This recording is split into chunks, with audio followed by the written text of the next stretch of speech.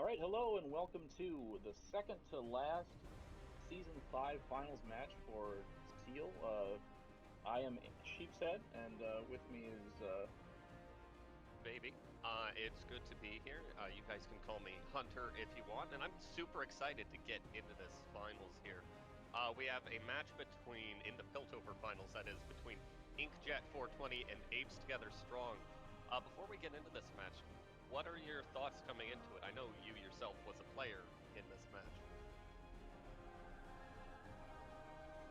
So, I'm sorry, one more time. What did you say?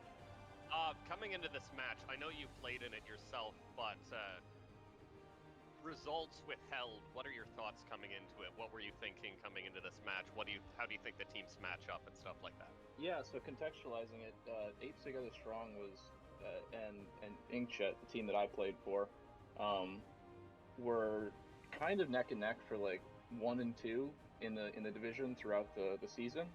And we just barely, because we actually ended up beating them in the regular season, so we ended up getting the first seed. But it was kind of like we expected to meet each other.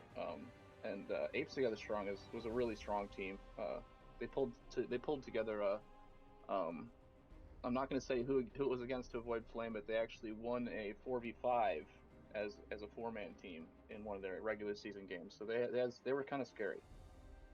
Yeah, that's pretty impressive, actually. Pulling out those 4 vs 5 wins can be really difficult, as I'm sure everyone who's ever played solo queue is aware. Okay, so, do you have any remarks before we get right into this pick ban, or do you want to just jump into it? Well, I just want to say that I'm going to try my best to be as impartial as possible and not say a whole lot about like what I was thinking, and more kind of cast it from a third person I didn't know what was going on kind of thing. But you know, I can't be perfect. I'm going to do my best. Otherwise, pick ban. We should talk about that real quick. Awesome. And so jumping into pick ban, give me some insight into what's going on here. So I had some really good games on Jhin, and I play a lot of Ezreal, so I got banned out early on, and we've also had a lot of success with Zac in Clash and other things. So those were the bans that they looked for. From our side, we were kind of worried about Cyanite in the mid lane because he's their highest ranked player, kind of like the focal point of the team in some senses. Not to be too nice to him, but he's a Akali one trick, and so that was something where we were like, maybe we can get by with it. But Akali had just been changed on that patch, and given kind of a buff in my eyes, so we definitely wanted to get rid of that. Their top laner played a lot of Urgot, was spamming it in ranked. We wanted to ban that, and we've had some trouble against Darius. So those are some things that we wanted to get rid of. Makes a lot of sense going to this. I know I've seen Cyanite play. I casted the previous Apes Together Strong series, actually, where they absolutely dominated mid lane, and I've been playing with Cyanite in team and solo queue play recently, and they are quite impressive on that champion, so that makes sense. And we actually talked to the Apes Together Strong top laner after the series, plainly, about the Urgot and Darius games that they've played in the past, and they sounded very confident coming into this final match. So moving into the actual picks here, we see the Hecarim first pick, and then Kai'Sa Yuumi follow up. Can you elaborate a little bit on this? Hecarim's just a really strong champion, and it's something that our top laner is kind of a pocket pick. Lots of people don't play at top lane, but he really likes it. Caitlyn's a really dominant lane, so we were okay with taking that into the Kai'Sa Yuumi, which when we saw that no flame or anything, we thought that was kind of a poor choice because of the way that Kai'Sa is kind of weak in lane as well as Yuumi, and they don't really complement each other until they get to late game. So we just ended up picking Caitlyn Nami. Yeah, exactly. For people who aren't aware, so the way Kai'Sa passive works is it stacks off of CC, so you generally want to pair her with a high CC support that allows her to stack her passive, get some burst damage, so that she has the option for all-in trades. But pairing her with something like Yuumi, since, as you mentioned, both of them have weaker lane phases, you're left in a more vulnerable position normally. We also really like Skarner. It's just been really strong recently. So and particularly good in a coordinated team comp where you can work together and be ready for the picks that you pull with the Skarner. Mordekaiser, a strong 1v1 top laner, kind of a spooky thing, and we knew that we were going to be having trouble with that with top lane Hecarim.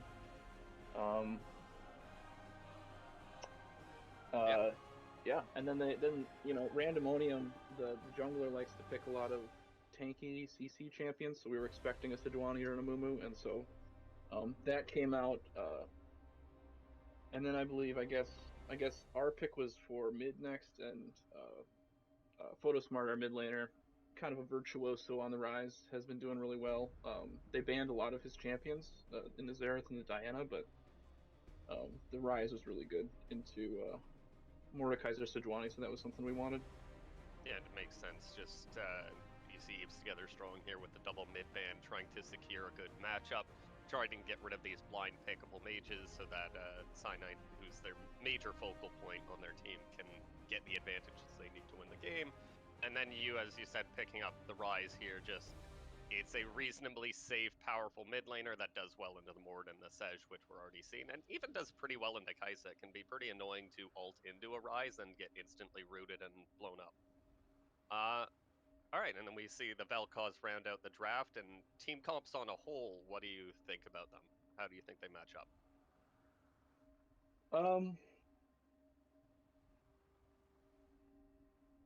Trying to not get too first person on this again. I at the end of pick ban, I felt like we had won, that InkJet wins this pick ban, just because they have a really strong winning bot lane, and as long as top lane doesn't cave in, I think that InkJet just has a lot more CC and things that they can follow things up on, whereas like there's not enough, There's a bit of like Yeah. awkward synergy going on the side of Yeah. Apes Together Strong here, with like Vel'Koz wants to play as a poke mage and wants to take front to back team fights, but Mordekaiser makes the team fight smaller. Like essentially, Mordekaiser works against front to back by removing the front from both teams. Kai'Sa wants to go into the back line, which doesn't play to front-to-back team fights very well. Yuumi wants to be on a bruiser, and the only bruiser on the team is Mordekaiser in the Shadow Realm, and then Sejuani's just here. So there's a lot of weird stuff going on the Apes Together Strong team comp that sort of all work in this cataclysmic anti-synergy, which it'll be interesting to see how it ends up playing out. And then, as you were saying, like InkJets has a much more cohesive comp where it's just they got Hecarim as a flanking threat, Skarner as a pick frontline threat, Caitlyn Nami as just long range front to back team fight damage and objective control, and then Ryze as just front to back DPS. Very simple. Yeah, the only thing is the Vel'Koz. The Vel'Koz is kind of a wild card. Yeah. It does do a bunch of damage though. So if the Sejuani does get on someone and ult someone, and the Yuumi can keep the Mordekaiser alive in the front line, Apes Together Strong does have a lot of damage. Yeah, absolutely. There is a lot of damage on that side of the map. Okay, so we've gone over all the big ban. Yeah, let's just roll right on into it.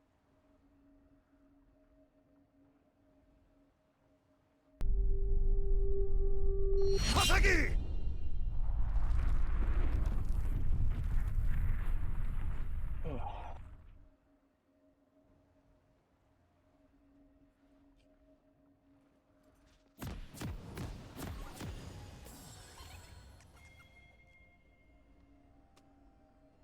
I'm with you.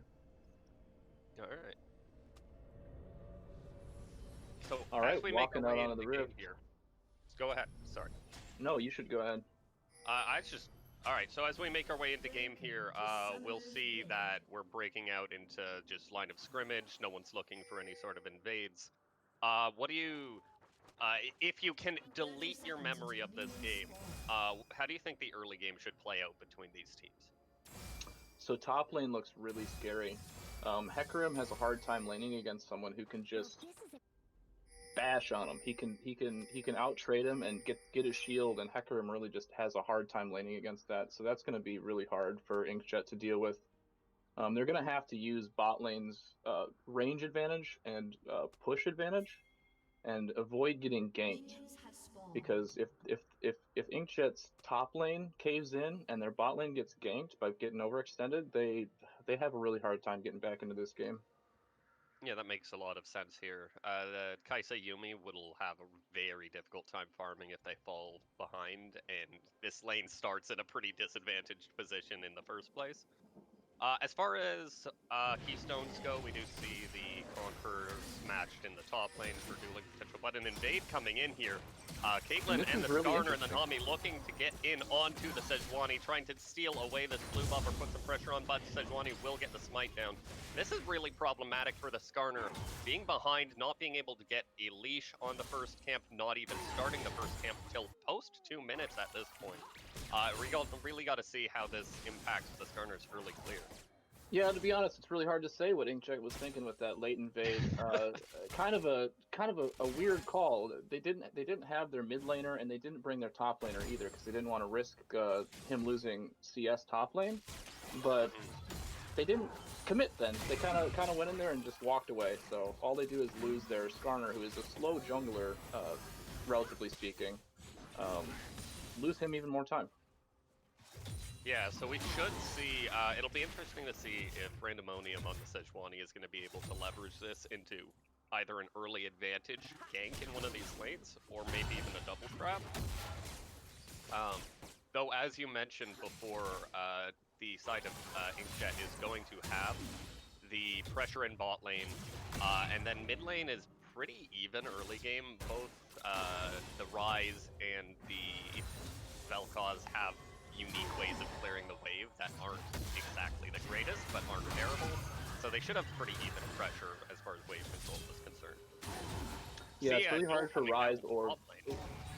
Oh, Hecarim will get out. Sorry, go right on ahead.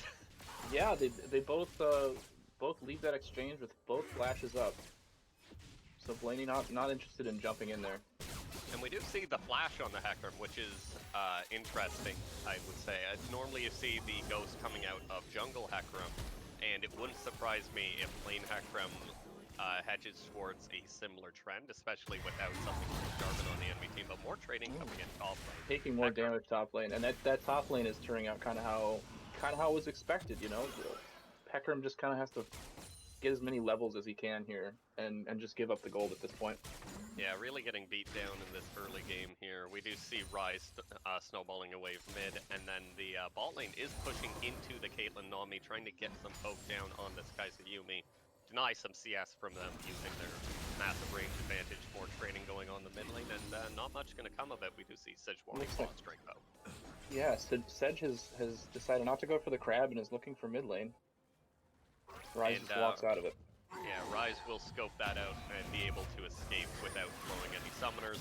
Sejuani spending a little bit of time there, but not much. Will walk up to the crab, it looks like, and just pick that up. And it will be 1-1 on traps, it looks like, across the map. So jungler should remain relatively even with just the small tempo advantage to the set from level 1. Yeah, that was a smart move by the Skarner, knowing that they couldn't contest that crab later on top lane because of their slower start. They divert a little time, take the bot crab, secure that for sure, and then come back to their top lane jungle. Yeah, absolutely. As we look across these lanes, you've talked a lot about top lane. Do you have any insights on mid lane maybe, or this jungle matchup in general? So the jungle matchup, they're... Oh, we have a guess top lane. Coming in top lane. Hecarim will flash in on the Mordekaiser. Starter comes in with the stun, and they will pick up first blood coming over to the side of InkJet Gaming on that Hecarim. And that, perhaps it might not have been necessary, but that is why the flash on Hecarim can be useful. You can basically pull off an insect on the horse if done correctly. And we have a gank bot lane. Another gank coming in bot side. Sejuani flash onto the Caitlyn. Caitlyn flashing out. Good bubble will get some damage down, but the slow coming in onto the Nami. One more proc looking for the Sejuani to get the stun, but it won't come through. And the Caitlyn Nami will get away from that gank, blowing only Caitlyn summoners in exchange for the Sejuani flash and the Kaisa heal. Yeah, that's a pretty good deal for InkJet's bot lane. They Sejuani flashes early, and because of that, they can't flash to follow up the Caitlyn's use of flash. Yeah, a little bit over-eager there coming in from Randomonium, just trying to get the damage down, but Caitlyn has too many escapes. More fighting coming in on this top lane. I don't think anything will come of it, but maybe Death Realm does come out, and that's a lot of damage going down onto the Hecarim. Hecarim will ult away, spears the Mordekaiser to the other side, and it looks like he'll just be able to escape. And if Hecarim had died there, that would have been very bad for him with that huge wave crashing in the turret. That was a beautiful ult from the Hecarim to fear the Mordekaiser away and get a double escape. Move the Hecarim and escape as the Hecarim, and then CC the Mordekaiser in the opposite direction. Absolutely.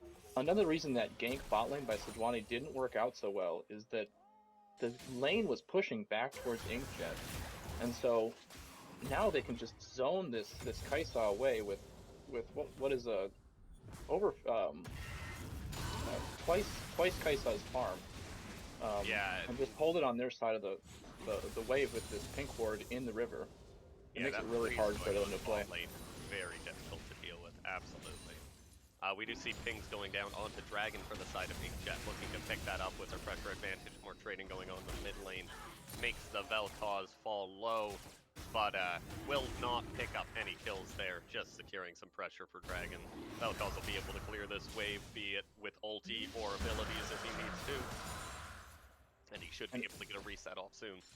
And InkJet, with this pressure in their bot and their mid, are greedily taking both the Dragon objective as well as Hecarim sneaking this Scuttle Crab away from Sejuani, so Sejuani can't trade for XP on the other side of the map when Skarner goes for his red buff.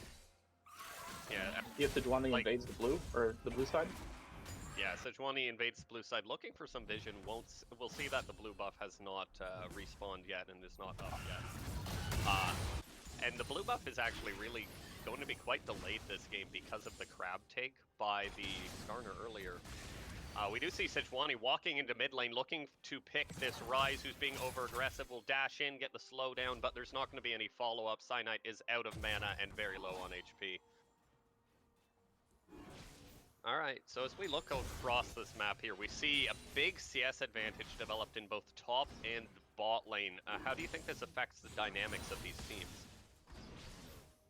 Well, this is exactly how it was expected to go with the Caitlyn versus a Kaisa. It's hard for Kaisa to farm, and Hecarim is just never going to be able to trade effectively against this Mordekaiser, although we have a fight top lane. Yeah, we see the fight developing up here. Hecarim's low will ulti, but gets put into the Shadow Realm, and Mordekaiser will successfully pick up the solo kill with the buffer Q flash. Another kill going on, well, the first kill going on over to this Mordekaiser, equaling out the kill score in the top lane. And that Bramble Vest really putting in some work there. Absolutely, that anti-healing against the Hecarim W is really impactful. And we have a bubble in the bot lane. Tidal Wave will come out, will force the Kaisa flash, but that's not enough. Right into the trap with the slow.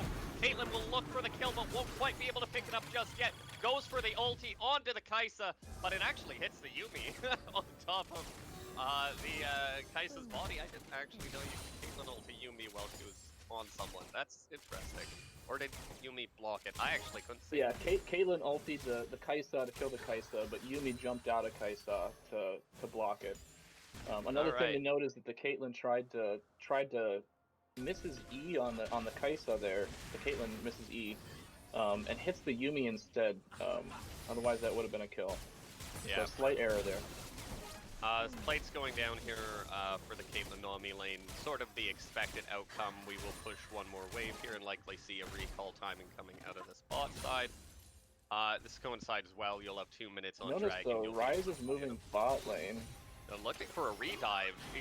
The Kaisa and Yuumi back bot lane. Kaisa doesn't have anything but heal up. Will get Skarner ulti. Kaisa looking to fall here. Ryze now ulting in will get the root on the Yuumi, get some damage down, and Starter will pick up the kill there. That's another double kill coming down into this bot side of the map, and lots of pressure going onto this turret. Another plate will fall, dropping us down to just one remaining on this turret, possibly even first turret falling before the Kai'Sa Yuumi can return to lane. And they're racing for the mid turret because they've taken the Rift Herald mid.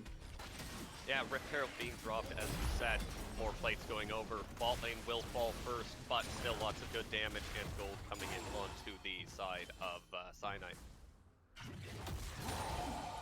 Yeah, so now Cyanide is farming up. He's gotten a lot of this plate gold, and so while the CS values are pretty even for the Rise and the Vel'Koz, Cyanide is up a good 400 gold here.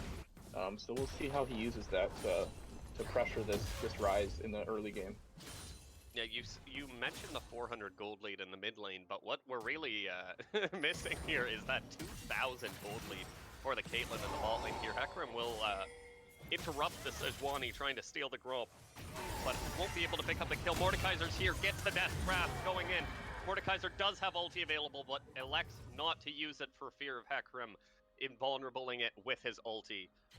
For those who aren't aware, you can use unstoppable effects like Hecarim ulti to just negate the cast on Mordekaiser ult, and Mordekaiser will play it safe there and keep his ulti available.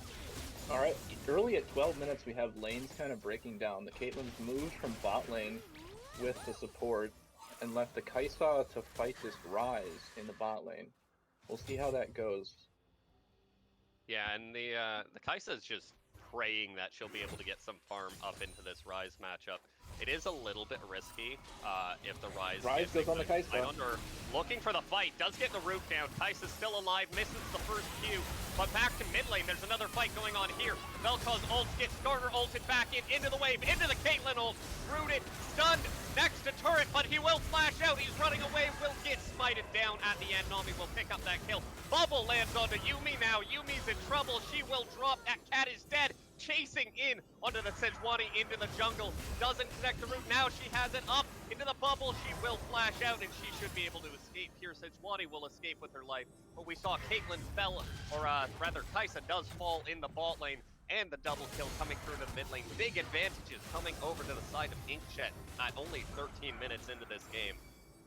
Yeah, InkJet gets the kills bot lane, gets the kills mid lane, uses 3 ults on this Vel'Koz with the Yuumi. But manages to get the kill, get the blue buff, get the dragon, and an unsung hero of this game is the Hecarim, who's not dying to this Mordekaiser. He's surviving, he's getting XP, and he's only lost 2 plates so far. Yeah, up to this point, the Hecarim may have dropped a lot of farm in this 1v1 matchup, but as you mentioned before, it's actually a really, really rough matchup, and just looking to essentially losing gracefully. And that's something that not a lot of players put enough emphasis on, is when you get dealt a bad hand like this, it's really important to just control your wave to the best of your ability and just keep the other player from 1v9ing the game. And we see that being done really effectively here, much more effectively than the side of Apes together strong. Their bot lane, in a similar position, is getting pressure quite a lot thanks to ganks and good rotational timing coming out of InkJet, and we should be seeing this Caitlyn putting on quite a show. Yeah, we have mythic items coming out of the jungle and 80 carry position from InkJet, but a gank top lane. Oh, Sejuani ult will go wide. Hecarim still has ulti available. I think he should be able to live this, and he will be fine. Just Wave Flare coming down in the mid lane, and it looks like there will be a large rotation coming over to the top side of the map here. Looking to maybe get a pick onto this Mordekaiser, or at least the turret. Hecarim's looking in onto the Mordekaiser. Mordekaiser still has ulti available, looking to see when he will use it, but he's Garner ulti now, and vulnerable, and does not get the ulti off in time. Sejuani goes back in, but it's ill-fated. It's 2v4, and Hecarim will pick up a double kill. Well, Hecarim's done really well, but steals the kill from the Caitlyn there. So, unfortunately, that play wasn't very good. Absolutely. Just kidding. That was really unfortunate for Apes Together Strong. Now they have to move their strong person, Cyanide, get the Yuumi on him to try and give him some survivability and try and get as much of this farm off of this turret. Yeah, just They have vision. They have vision that they've got everyone around them. Hecarim getting picked here. Hecarim does not have ulti up, might fall, does still have flash, but another pick coming into the bot side now for the Rise. And this Kaisa is just removed from the game. Looking in onto the Skarner now is the Sejuani will get the stun up into the combo. That's 2 CC effects layered, and the Skarner will fall with the Vel'Koz ulti just tickling him on his way out. Yeah, what a chaotic fight. They get the TP in, but ultimately don't gain all that much. They keep InkJet away for a little bit longer, but they're not really winning these trades in gold. No, and it does really look like it's the solo laners on the side of Apes Together Strong that are going to have to make something miraculous happen. Rise here looking to get caught out by this Vel'Koz. Does have ulti available, but no flash, will get rooted. Sejuani on the other side shouldn't be able to escape from this. Another CC effect will hit, and Sejuani's not going to steal the kill, even though she doesn't even get an assist. What a bro. Absolutely, they understand their win conditions here, and just letting Cyanide get ahead even farther here, trying to leverage that to find some sort of way back to this game. Oh, Caitlyn's caught as well. Gale Force will get out of Death's Wrath, but Hecarim coming in here. Death Realm will be cast onto the Caitlyn. Caitlyn trying to kite away from the Mordekaiser, playing Ring Around the Rosie. She's does not have enough mana for net quite yet, but will make it out of the Shadow Realm alive, and now it's a 3v1 onto this Mordekaiser. Will get bubbled into Trap, into Hecarim charge, and he should be falling here. Another kill comes over to this Hecarim. Yeah, that was dangerous. InkJet had both their carries in the side lanes, vulnerable and alone, and one of them got caught, and the other one, thankfully, had their team able to back them up, and they get the turret. And this Here is we the have risk pings of on the playing, Rift Herald. Yeah, eyes are on the Rift Herald here. This is the risk, though, of playing both sides of the map at once. You see the attempted pick onto Rise is successful, but then you attempt the same pick on the opposite side of the map without being able to move your pressure over there, and you see the collapse come in from the side of InkJet. Will protect the Caitlyn and will result in a 1-for-1 across the map. Alright, InkJet has all their mythics coming in. Rise going for the Everfrost. We saw that work well with the kill on the Kaisa earlier, landing the stun element of that. Moonstone on the Nami. Yeah, Moonstone really popular right now. Really strong item that provides a lot of late game value in team fighting. And this Everfrost build, it's really come into fruition. I don't know how familiar you are with mid laners in general, but Everfrost has become such a unique new build path for a lot of mid laners who used to rely on raw stages, allowing them to get the tanky stats that they wanted, and now a cool hybridization of Spooky Ghosts or Hextech GLP from before that allows them to have CC built into their kit, which really makes champions more dynamic. So see Rise looking at this Sejuani, but Sejuani is a tank. Rise is caught out, will look to survive, but will not be able to escape. Now Hecarim going in with the 4-man ultimate, connecting onto everyone on the enemy team. Caitlyn trying to do her damage, but she's getting ulted. Will die. Fight continues. Skarner ult onto the Vel'Koz, but that's not good enough. He'll be able to flash out. Skarner looking to take a bunch of damage here.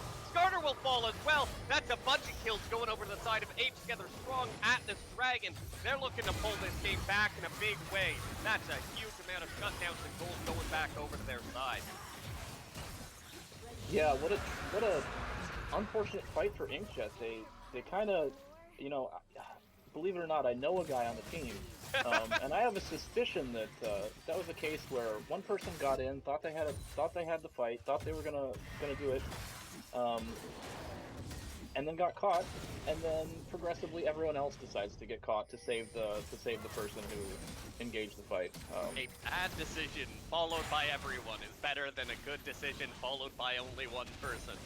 Well, and in that case, it turns out bad for everyone because they lose a number of kills as well as the Dragon.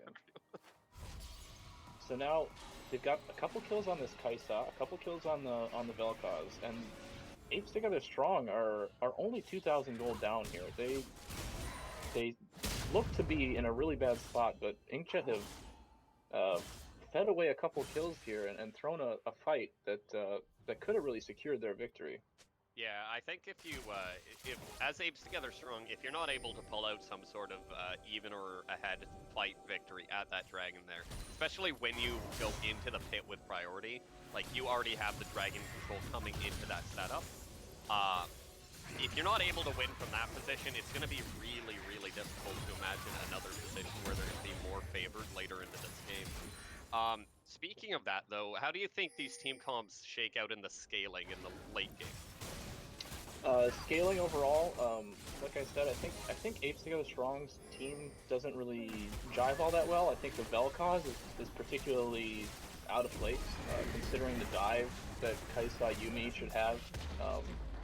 Vel'Koz doesn't do anything to start an engage particularly well, and doesn't follow up on an engage either. Whereas with InkJet, they have the Caitlyn traps and the Skarner ult. They have the Rise snare and Everfrost. They have the Yumi disengage to stop any dive that Kaisa might pull, and a little bit of extra engage to top it all off on the top lane with the Hecarim.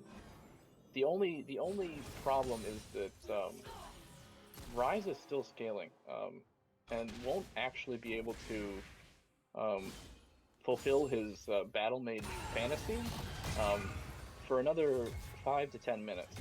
And so InkJet needs to be careful to not overcommit early when they're feeling strong, as they did in that last fight. Yeah, the Rise is still acquiring power, perfectly capable of surviving the side lanes right now, especially we've seen him get great advantages onto this Kaisa thus far in the side lane matchups, but still not at full team fighting prowess, and never really is at full team fighting prowess until 6 items, and that's something that's great about him. He continues scaling off of every single item, looking for a pick. Kaisa will walk up, will drop the ward, and they will not walk into that Fnatic brush.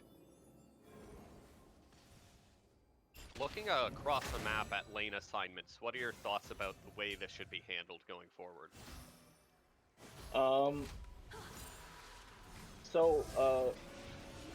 I think that Apes Together Strong really needs to focus on positioning the Vel'Koz, who is immobile and can't really get anywhere, especially without a teleport. Need to make sure that Vel'Koz is around if any fight were to happen, and position him in any lane that InkJet is trying to push in. So InkJet might do well by trying to pull them apart and take advantage of the fact that their mid laner has teleport as well as Rise ult. And they've got a Hecarim that's faster than the Mordekaiser. They've got a Skarner that's faster than the Sejuani. And ultimately, they have a lot more tools to 1-3-1. Makes sense to me. Not to give too much away. We do see it's sort of just 4-1 split up on the map right now. 5 mid, though, for the side of Apes Together Strong. Looking to see if they can find some sort of pick here onto this Hecarim. They won't be able to catch him. Hecarim's a fast pony. Will also have flash up in another few seconds. Dragon spawning in 30 seconds, though, and we will see river control coming in for the side of Apes Together Strong. Yeah, it looks like the Caitlyn and Nami are trying to push in mid lane to get some positional advantage, but Apes Together Strong are all grouped together. They've got this ball comp mentality, although they're going on the Nami maybe. Onto the Nami here, we do see the Kaisa ult in, gets Caitlyn trapped. Caitlyn will be looking to pick her off. Hecarim comes in here, will be able to pick up the kill on the Kaisa. Now the Yumi's stranded, looking for a way out. Gets onto the Vel'Koz. Vel'Koz will get Hecarim here. They will start to disengage Caitlyn into the Mordekaiser ulti on the other side of the fight. Vel'Koz will ult down the Hecarim. Skarner onto him now. Gets the ulti onto the Vel'Koz, drags him into the middle of the fight. Skarner running away, Caitlyn still alive, fighting the Mordekaiser, will get Deathstrap back in, and the kill will fall down. Now Skarner running for his life, Yumi still safe and sound. Rise on the backside of the fight now, gets engaged into the Sejuani, but will be able to escape. And I don't think any more kills are going to go down. That is, however, a 2-for-1 on the side of Apes Together Strong winning this team fight. Pretty cringy, bro. So the disadvantage of that split composition, that split mentality versus the ball composition, the group together as 5 mentality, is that one of them is easier to pull off and one of them is much harder to pull off.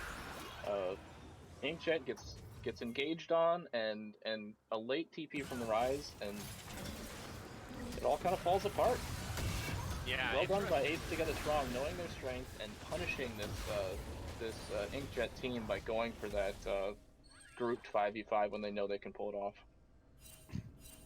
Yeah, interestingly, I'm surprised to see InkJet go for the collapse in such a slow manner, rather than just saying, okay, we'll lose one of our bot laners here, and we'll take the Ocean Drag in response for it, while they're all committed to the top side of the map.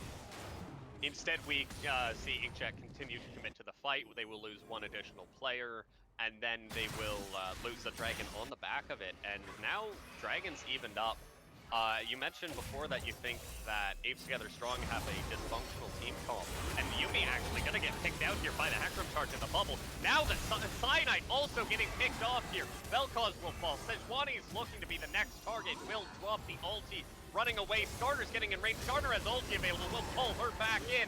That's 3 kills to the side of InkJet Gaming in front of Baron at 26 minutes. That should be a free Baron with the jungle dead.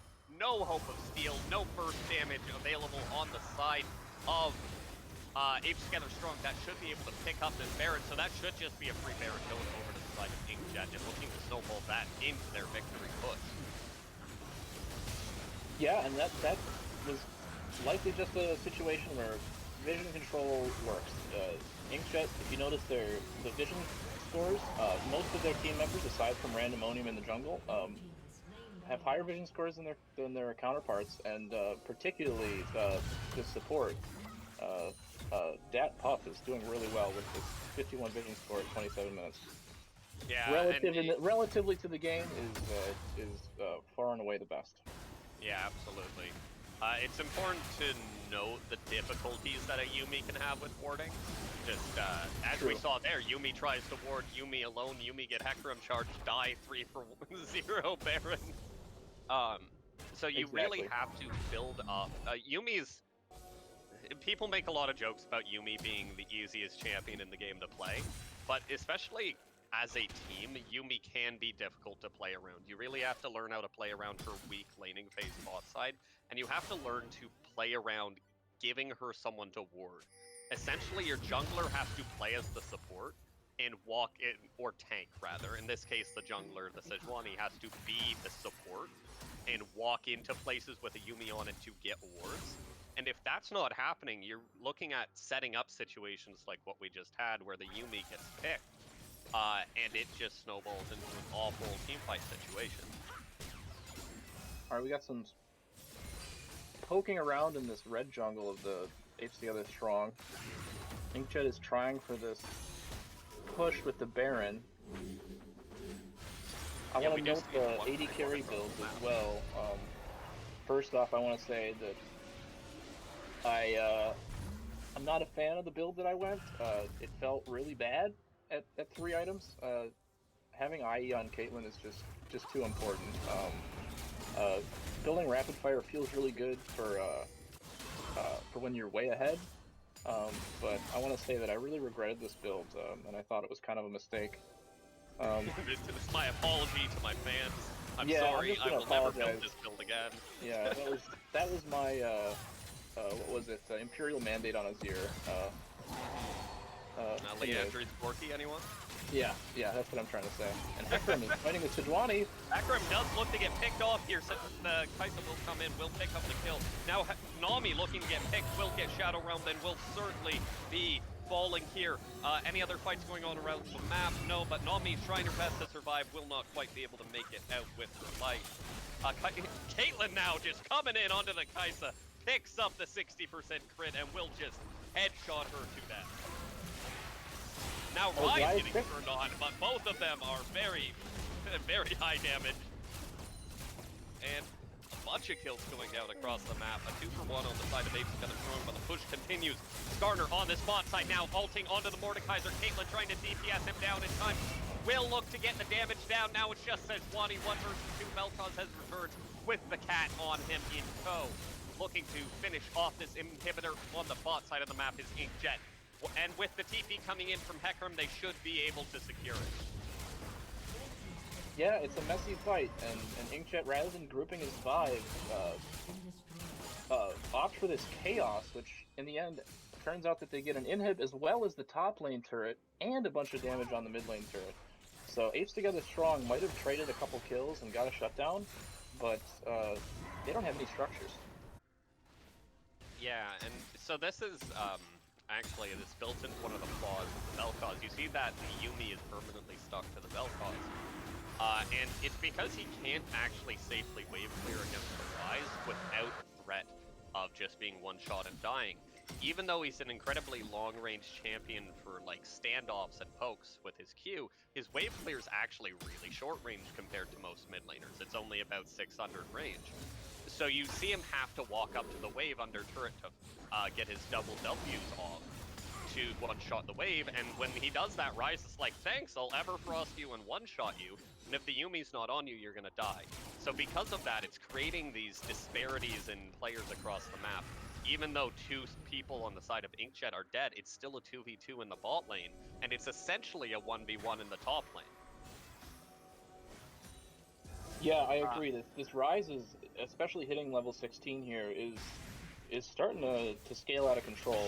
Apes Together Strong have kind of missed their opportunity to get the Ryze versus Mordekaiser matchup in the side lane.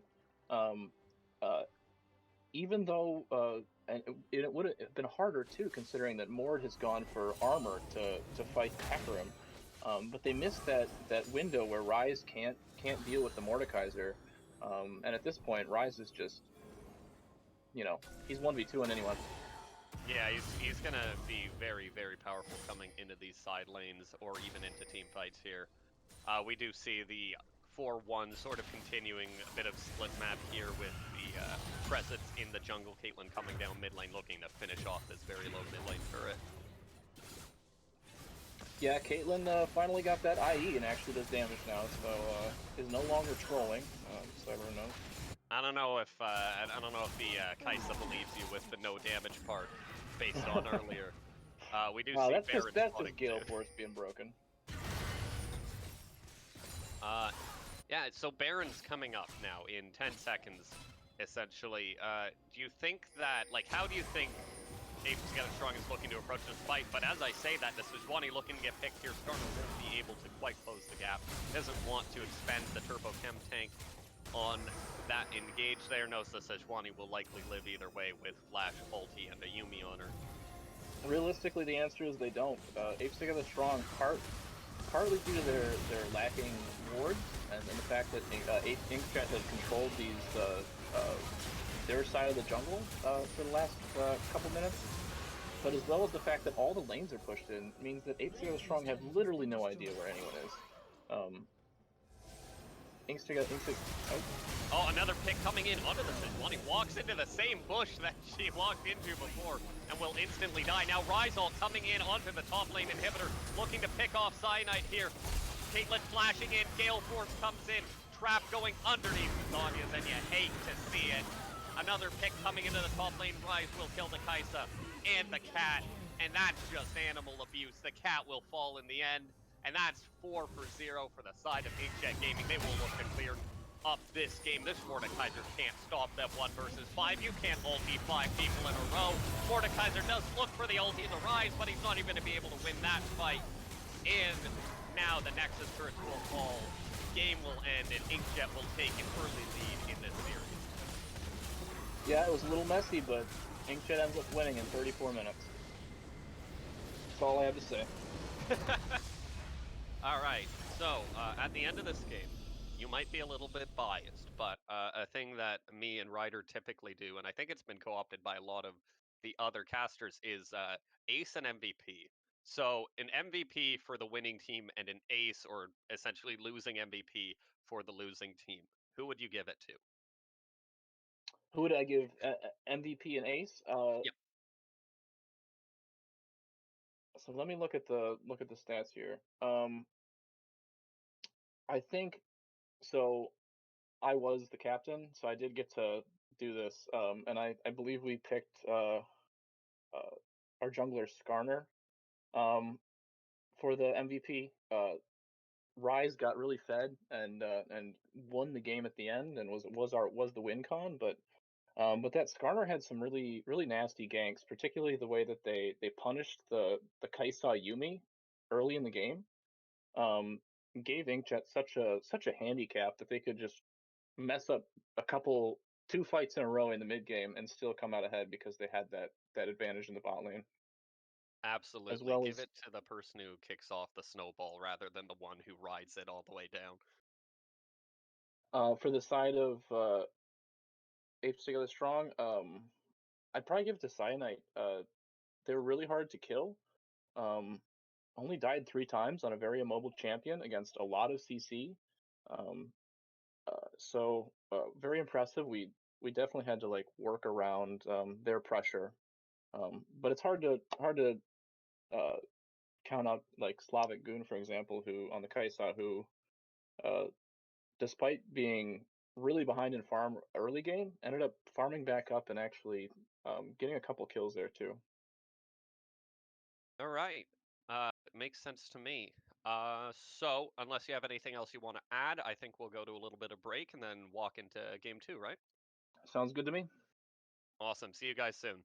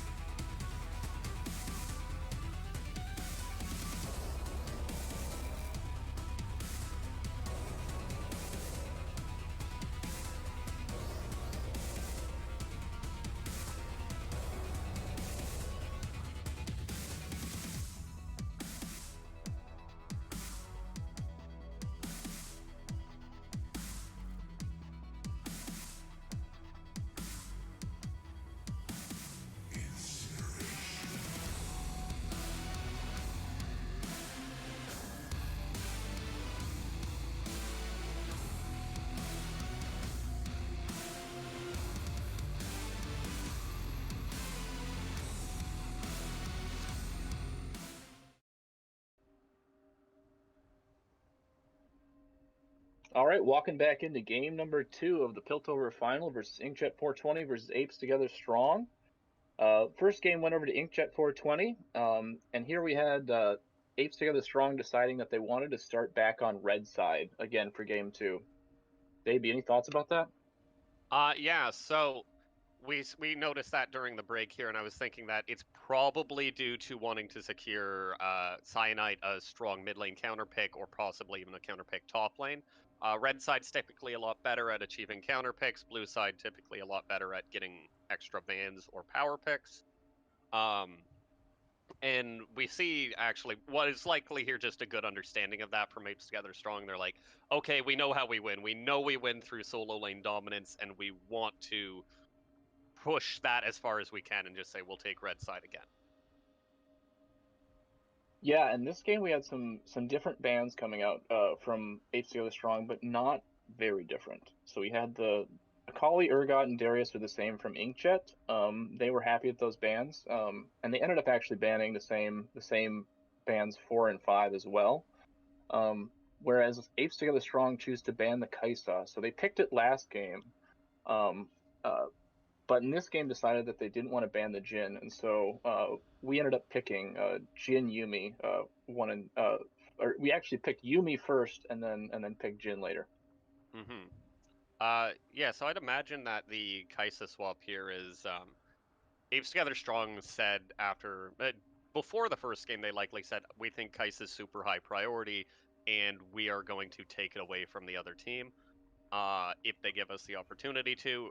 And then they played it. They saw that you guys had a counter prepared for it in the Caitlyn Nami, and that you were prepared to shut it down. So now they're saying, okay, get it out of here. We'll play against the Jhin. They must know at this point that you're going to pick the Jhin and say, okay, we know you're going to pick Jhin. We'll just play around that in our draft. And we see at the end of the game here, they have a pretty good draft into what Jhin wants to do. Yeah. So they ended up going with the Seraphine Senna. So they full on showed their bot lane pretty much, because we were pretty sure that Cyanide didn't want to play Seraphine, and wanted to be on more of a carry champion. But that's a really good choice into the Jhin Yuumi. And it was one mistake of picking Jhin Yuumi early is that you can pick the Seraphine Senna, keep them at range, and just poke them down, which makes it really hard for Jhin to actually kill them. And then Jhin also suffers against tanks, so they just go for the Cho'Gath and the Amumu. And the Cho'Gath is such a beast recently, and actually has been played in professional play a little bit more often than it has in the past. Just the last couple splits, or last split or so. Yeah, just a very oppressive force in the top lane right now. Has lots of good matchups. Particularly, he's known for his good matchup into Sion right now, and just as effectively like the tank counter to the Sion, making its way into the top lane here. We do see it picked here. I assume they picked it thinking the Hecarim is going topside this game. We'll see by the end of the draft that that's not true. But even Cho'Gath into Hecarim seems pretty positive for Cho'Gath, so long as he can keep the trades to like only 3 autos rather than full stack Conqueror and stuff like that. Yeah, absolutely. The Cho'Gath would definitely have a good lane against the Hecarim, just like the Mordekaiser. So that was what Apes Together Strong was definitely thinking in that moment. But ultimately, InkJet ends up picking a pretty good Yuumi comp, though. The Jhin Yuumi is not super oppressive in lane like Jhin wants to be a lane bully, but gives you makes you go fast, big fast, and then the Hecarim and Twisted Fate really benefit from Yuumi, just giving them a little bit more move speed to get that gold card and to get that Hecarim engage in the team fights. Absolutely. Like, one of the things we talked about last game is that Apes Together Strong didn't really have a bruiser aside from Mordekaiser, who's spending half a team fight in Death Realm for the Yuumi to support. She does her best when supporting these melee bruisers, getting them in range, giving them big heals. And Hecarim is the quintessential bruiser for her to support. Even if he builds full tank, it's fine, right? His playstyle allows Yuumi to flourish and really takes advantage fully of her kit. On top of that, you have a really unique split pushing setup on InkJet here. that I'll be interested to see if gets abused, where you can stick the Yumi onto the Twisted Fate, and then even though she doesn't follow Teleport anymore, she'll still follow Destiny, or to be more specific, she'll still follow the Gate part of Destiny, and come with TF wherever they want. So it can essentially be a 1-2-2 split push that has the pressure of a instant 4-man collapse. Yes, absolutely. Inkjet definitely is playing again towards a split kind of pick comp here. They've got the Gnar for the team fight, and Hecarim can win team fights too, but they're definitely going for a split comp. But Apes together strong with a good adaptation. They get the counter pick, and as much as we tried to ban away everything that could possibly do well into Twisted Fate, the Zed comes out. It's something that Cyanite doesn't play a lot, but yeah, we were actually literally thinking like, man, we hope he doesn't play Zed here. And he picked Zed, so we'll see how that goes in lane. We'll see how that goes in lane. I think that Twisted Fate can lane against Zed, but it's one of those razor thin matchups where if you make a slight error and the Zed gets a kill for free, and starts to snowball on you, you lose control of the game really fast. It's actually interesting here. You really do need the AD threat coming in on the side of Apes Together Strong. What with the AP top, AP jungle, and assumably Seraphine is going to be playing ADC here. It makes more sense to me to have the Seraphine farming. But even if she's not, that's another AP threat, so to say, even though Seraphine's damage is fairly low overall. Yeah. And only the Senna bringing in any sort of AD sources could be problematic without the AD mid laner. Yeah, so as it turns out, the Ari and the Vladimir bans were not necessarily all that good. It might have been better for to just ban the Zed because that AD threat does really complement the Senna, because it does end up being that the farmer that Seraphine does farm the farmer. Seraphine does farm, and Senna ends up fasting in this game. But otherwise, right. I'm good to go to game here. Yeah, absolutely. We'll roll right on into this game and see you guys on the other side. Hatagi!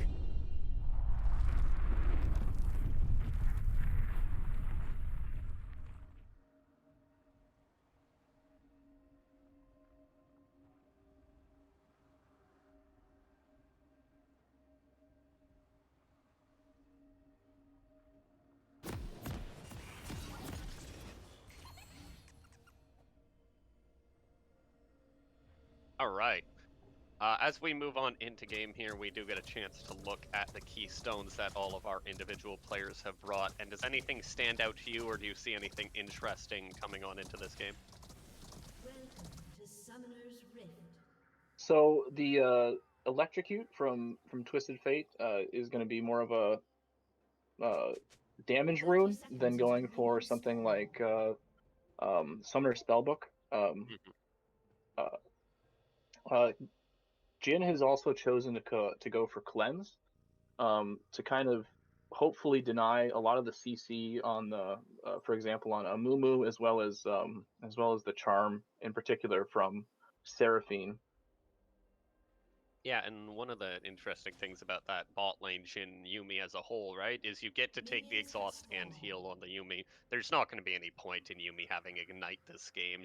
Certainly not going to do anything in lane phase into two, like, 800 range champions. And also very little chance for it to do anything. Like, there's not any healing you need to reduce on a single target going into the rest of the game. That would be better dealt with by a healing reduction item, right? Yeah, otherwise it's pretty straightforward. I think that Seraphine, I wouldn't be surprised if Seraphine could have done better with Teleport. And I've also seen Senna's take Barrier, but I think that they're both valid choices here. I'm actually a bit surprised to see no Cleanse on the Seraphine here. Looking at the TF Gold card and the Hecarim multi as primary sources of CC, Jhin W obviously matters as well. Absolutely true. And while we're on the topic of summoner spells and the game is still relatively slow, TF does opt for the TP in mid lane into the Zed matchup rather than an exhaust or something of the like. So yeah, exhaust would have been really good into this Zed. I think, well, we'll just see how these lanes play out. It'll be interesting. Taking the TP is certainly a bold choice for the TF, and we'll see if it pays off. It certainly can. Just very, very risky. Top laners, obviously, they both are running Grasp, just playing normally. Bot lane, lots of trading going down. And if we look at the junglers, clears, both are clearing the top side, so we'll be looking for a contest on this top side Scuttle Crab, but there will be pressure for the Gnar and the TF in lane, so I should expect it to go over to the side of InkJet. Yeah, I think in a 1v1 scenario, the Hecarim should probably beat the Amumu, especially if Amumu can't land his Vantage Tosh. It should be something where Amumu either needs help or maybe to look for a gank here. And as you mentioned, Amumu now looking towards the mid lane, seeing if they can pick up something onto the TF. TF goes to ward and does get picked up by the Amumu. A bunch of poke going down onto the TF. That's going to be really annoying for him walking into this lane. He has no pots remaining, maybe one running right now, but still going to be below 70% HP against a Zed with Flash Ignite up. And that's a nightmare. You're going to have to see that TP be blown very quickly. I think I'm a little ahead of you. Can you actually count for me?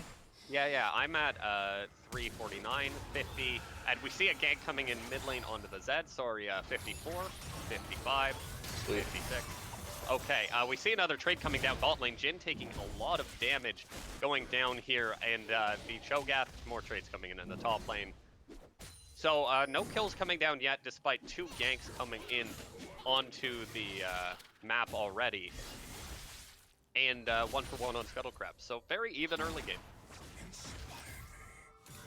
Yeah, TF has actually come ahead in farm a little bit, although Zed has a lot of minions still on their turret.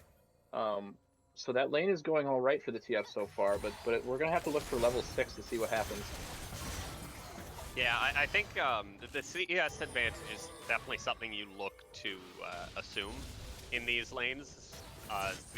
Pretty much any Zed into ranged matchup, you'd expect the Zed to fall behind quite a few CS in the early levels and then make it up with his kill pressure coming into the rest of the game. And we do see the TF-TP go down. So right now, this Zed's game is going to be very, very predicated on the next 2.5 minutes and how he leverages this level 6 power spike when he gets it.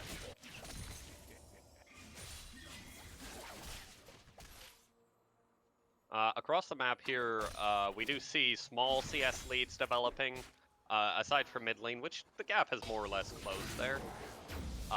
We do see Gnar coming in under turret. I don't think that's wise. Taking 2 turret shots. Will trade back with the Cho'Gath. No ultis available for either of them. Not where he was looking to go, I think. And Dragon will fall as well to the side of InkJet Gaming here, picking up the early Dragon there off of the back of their mid and bot lane pressure. Hecarim getting really, really low in the clear here. If Zed finds him, he will execute. Unlucky or very lucky, I'm not sure which. Yeah, Hecarim actually gets caught in the camp there. Can't actually maneuver. Oh, was he creep blocked? Yeah, he was creep blocked in that. Oh no. Actually, probably really great for him, because if he had walked anywhere except where he was, Zed would have seen him and instantly gotten the first blood. Yeah, Zed was anticipating that they'd be kiting out with the camp and assumed that he wasn't there because he couldn't see them kiting out. Very lucky, actually. Very lucky. Yeah, silver linings right there. Calculated by the Hecarim. We will see the Zed all coming down onto the mid lane, onto the TF here. Will get engaged on by the Amumu as well, but TF will survive through the Zed ult and the Ignite, and that is a very, very bad sign for Cyanite on the Zed here. Not getting anything off of his first ulti is just about as bad as if TF whiffs his first ulti against the control mage. It's going to be really, really rough for Cyanite until he's able to get that ulti back up. And once he's back, then even... Sorry, go ahead. The Seeker's Arm Guard on TF as a first buy, TF diverting his build and and perhaps having it pay off there with that just little extra bit of survivability. I'd actually like to see the entire Zonias completed.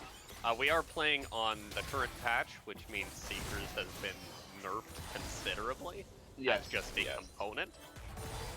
So I'd really like to see the full Zonias completed by the TF. He doesn't really need Mythic that much. While he certainly benefits from the Everfrost build, it's not going to change the game as much as the Zonias will. Another trade coming in top lane. Nar's really pushing it here, and Cho'Gath's just going to eat him.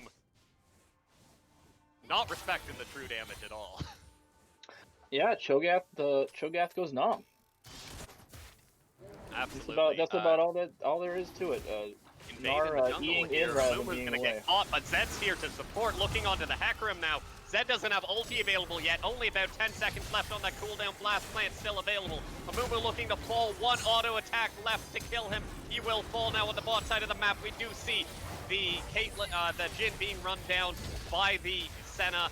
Will get tagged by the CC, flash away. Nar TPing in now. Now onto the Hecarim is the Yuumi. Nar trying to chase in. Cho'Gath will flash out after TPing in himself and CC people out, and it's just gonna turn into a 1-for-0. Mumu will pick up the death and the kill going to the side of TF here. Zed hovering bot lane still. They're looking to try and get anything for him with that ulti back up now, but no ignite. Jhin Yuumi is going to be pretty hard to dive without a tank tanking those turret shots. Almost never going to be able to get out of that one safely. Zed walking back into mid lane now, trying to see if he can find something onto this TF, but TF with that kill should really accelerate whatever item he builds. And that's another thing with Everfrost. Everfrost has Kindle Gem in it. It's an HP item. It helps with survivability and can do quite a lot against a very, very not snowballed Zed. Absolutely, and this TF really doesn't want to give these double buffs away. Yeah, that's for sure as well. If those double buffs go over to that Zed, it's gonna be bad news bears for the TF. Nar will come in here, dropping the Nar down on the Cho'Gath, looking for the trade. Will get the full combo off, but this is where the trading ends for the Nar. It's not going to go that well from this point on, I don't think, but he is going to continue chasing down. Cho'Gath does have ulti available, looking for it, and will pick up the kill onto the Nar. Another solo kill and another beast stack going over to this Cho'Gath. He's going to be a real chunky boy coming into the rest of this game. Yeah, Nar ran out of cooldowns and didn't have any more follow-up damage to contest with that beast. It makes it really tough now for Nar to come back in this lane with this Cho'Gath 2-0. Yeah, it's gonna be. I think Nar should still be able to farm. Like that's. We didn't talk much about it, but Nar really is a good matchup into Cho'Gath because Cho'Gath shouldn't have any way to force onto Mini Nar. Mini Nar can just jump away, even if he does get ruptured occasionally, he'll have his cooldowns up to survive. So he should just be able to farm for free, but in the top lane here, we do see the Nar forcing a few too many fights, not respecting the true damage coming out of Feast enough. And we will see, looking for a gank onto mid lane, Flash Seraphine ulti will not connect, but the Root will, looking to get this Zed ahead, will ulti onto the Hecarim, dodging the Hecarim ult, will push the Senna in, gets her very low, and will fall to the wild cards from the TF. A kill going over to the side of the TF again, 2-0, and he hasn't even backed yet to spend the gold from the first kill. Beautiful ult from the Hecarim, and the TF barely kills the Senna before she's able to ult. That fight could have been a little different if Senna got that shield on herself. Absolutely, we do see the dragon spawning now here. Thankfully, Senna ulti is not on cooldown because it did not complete. They will have that up for this dragon fight here if they wish to take it. Zed ulti and Ignite are down though. That just makes Zed not a champion. He doesn't even have his mythic completed. Hecarim ghosting in, running in, getting the 3-man root from the Yuumi. The gold card comes in, connecting onto the Zed. He will get out though now onto the Amumu, looking for the pick, and the Jhin ult looking to pick up some people to the backside. It's Valorant time, boys. Won't pick up any of the kills, unfortunately, but now TF will ulti behind them with Destiny Gate, looking to get some kills down here, slowing them down, but now they're fighting back onto him. To the Seraphine, caught on the backside, will fall to the Hecarim charge. Now onto the Senna, looking to see if he can pick it up, but they're not quite fast enough to pick up that kill there. 3 for 0 coming out for the side of InkJet on the end of that fight. They will pick up 2 plates onto the bot side here, and then the Dragon as well will fall. 2-0 Dragon advantage now for InkJet. Yeah, what a ballsy play from the TF to go in, but he has the Hecarim and the Yumi to come in. The cavalry comes behind and secures those last couple kills. Yeah, and this is, we noticed that neither top lane obviously was able to show up. We also, the Amumu falling really early there. Just a brilliant play by the Hecarim. Even though he doesn't have ulti, knows the Yumi ulti is available. And we'll get the triple root. Now another engage coming on mid lane. This is Cyanite's last chance this game to really get this snowball rolling, and it's just not gonna happen. The TF is too tanky. Looking at it one more time, and it's just not enough. Charging in by the Hecarim, but Hecarim's he won't be able to take this fight. Actually, he might win with just auto attack, sort of weird like that. But the fight will end there, and Zed will just take his opportunity to push in this wave and get a reset timing, but that's another Zed ult down, and still no kills onto this Zed. He's in such a rough spot now, not being able to snowball this game. Yeah, and Amumu's all the while taking this Rift Herald and is looking top lane to secure this Cho'Gath victory here on and get this first turret down. Yeah, we will see the entire turret will fall here, plus the Rift Herald charge will get it just before plates fall, so the gold will be split between the Cho'Gath and the Amumu there. We see a Seraphine ult coming out here, looking onto the Jhin. TF Port, however, coming into the bot side, has flash, is able to follow, gets onto the Senna, and that's a third kill going over to this TF in the mid lane. TF took TP, knew he would win this lane, and is really making a show of it this game. Beautiful play from the TF, and a little bit of a redundant flash from the Jhin, but they open up this lane, and they are able to afford to pass this Yumi off onto the mid laner, send the Yumi with the real carry, and hopefully get some pressure mid lane. But Zed is going top lane, and Gnar has no turret. Gnar does have Mega still, won't get caught by the Rupture there. Has ulti available, Zed waiting to see if the Gnar overcommits to use his ulti greedily, but he will not. He has learned his lesson about the fear of Feast at this point. And checking now, the Cho'Gath is sitting on 5 Feast stacks, with 3 of those being minions, so getting very, very tanky. Another fight coming down here in the bot lane. Hecarim ult will secure the kill onto Senna, just a little bit too far out behind her turret. Yeah, you know, even on your side of the river, if there's a Hecarim, yeah, he shouldn't have gone to turret. How dare you, Senna? Another Zed ult coming in mid lane, but this isn't gonna work. You can't kill through Yumi. Zed's really low at this point, looking to see if they can pick up the kill, but the TF has and Yumi's gonna be soon to follow in that mana department. Yeah, TF needs to reset here. Here. TF still does go for the blue card for that reason, but now we're looking for the connection. Cho'Gath picks up his 3rd kill of the game. Now Hecarim comes in, picks up the cat, but gets ruptured into the Amumu queue. Now looking to see if they can chase him down. Feast isn't quite available yet, but Yumi hopped off, gets interrupted by the Rupture on her way back to her target, and that's 4-0 on this Cho'Gath. Cyanide on the Zed is finally getting a couple assists and finally getting a little bit of pressure in this lane, and all it took was for a couple of his CC boys to come on down and help CC this enemy team. Flash Oh, Seraphine. Sorry to interrupt you. Looking onto the Jhin, who's down bot lane alone. Yumi nowhere to be found. Zeta looking for the kill. Jhin looking for the return on a Seraphine, but not quite enough damage will come through. Kill goes over to the side of Senna, really starting to bring her back into the game now too. This is a good place to come back from for the side of Apes Together Strong. That's 3 kills across the map now, bringing this gold back to a reasonable margin. Yeah, InkJet with some sloppy play, and they've lost this little edge that they had. They're so down in tempo now, and this TF, who had full range of the map, had his ult and his teleport to start making plays, now doesn't have very many lanes to teleport to with these turrets going down.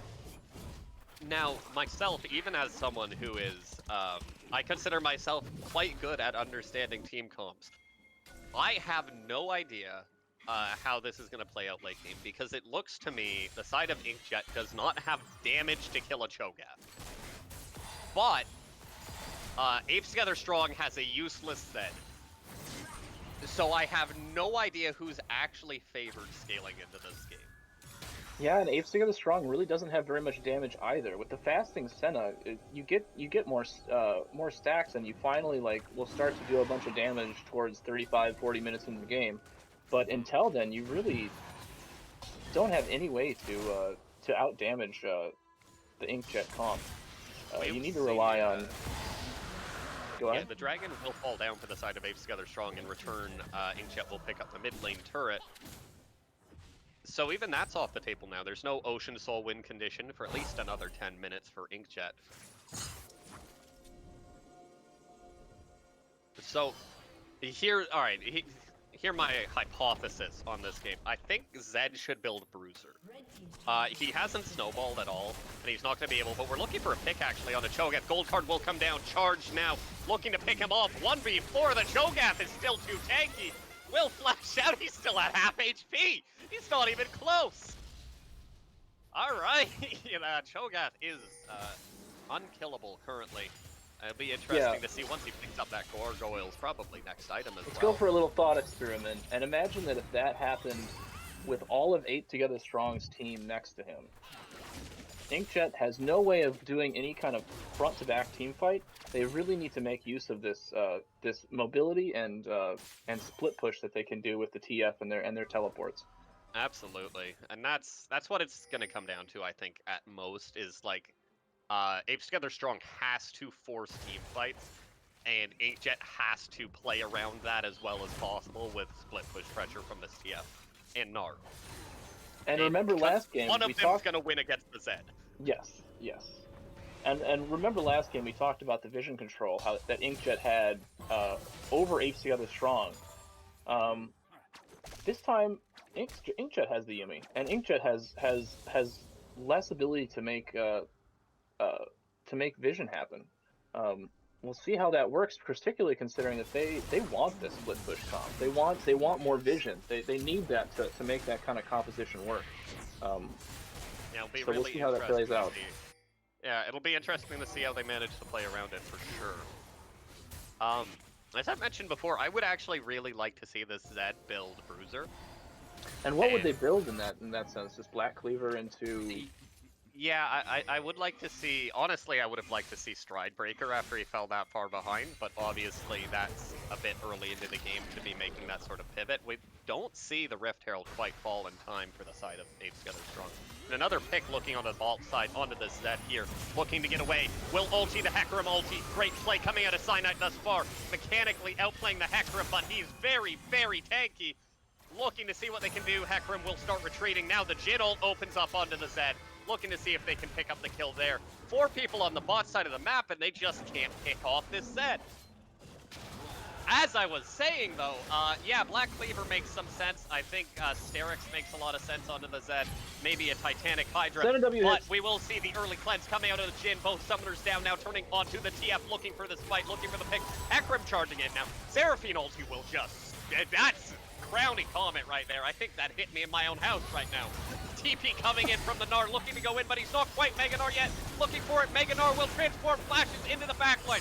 Gets a 2-man Mega Gnar, Cho'Gath and CC to move into the backline, gets a 4-man ulti.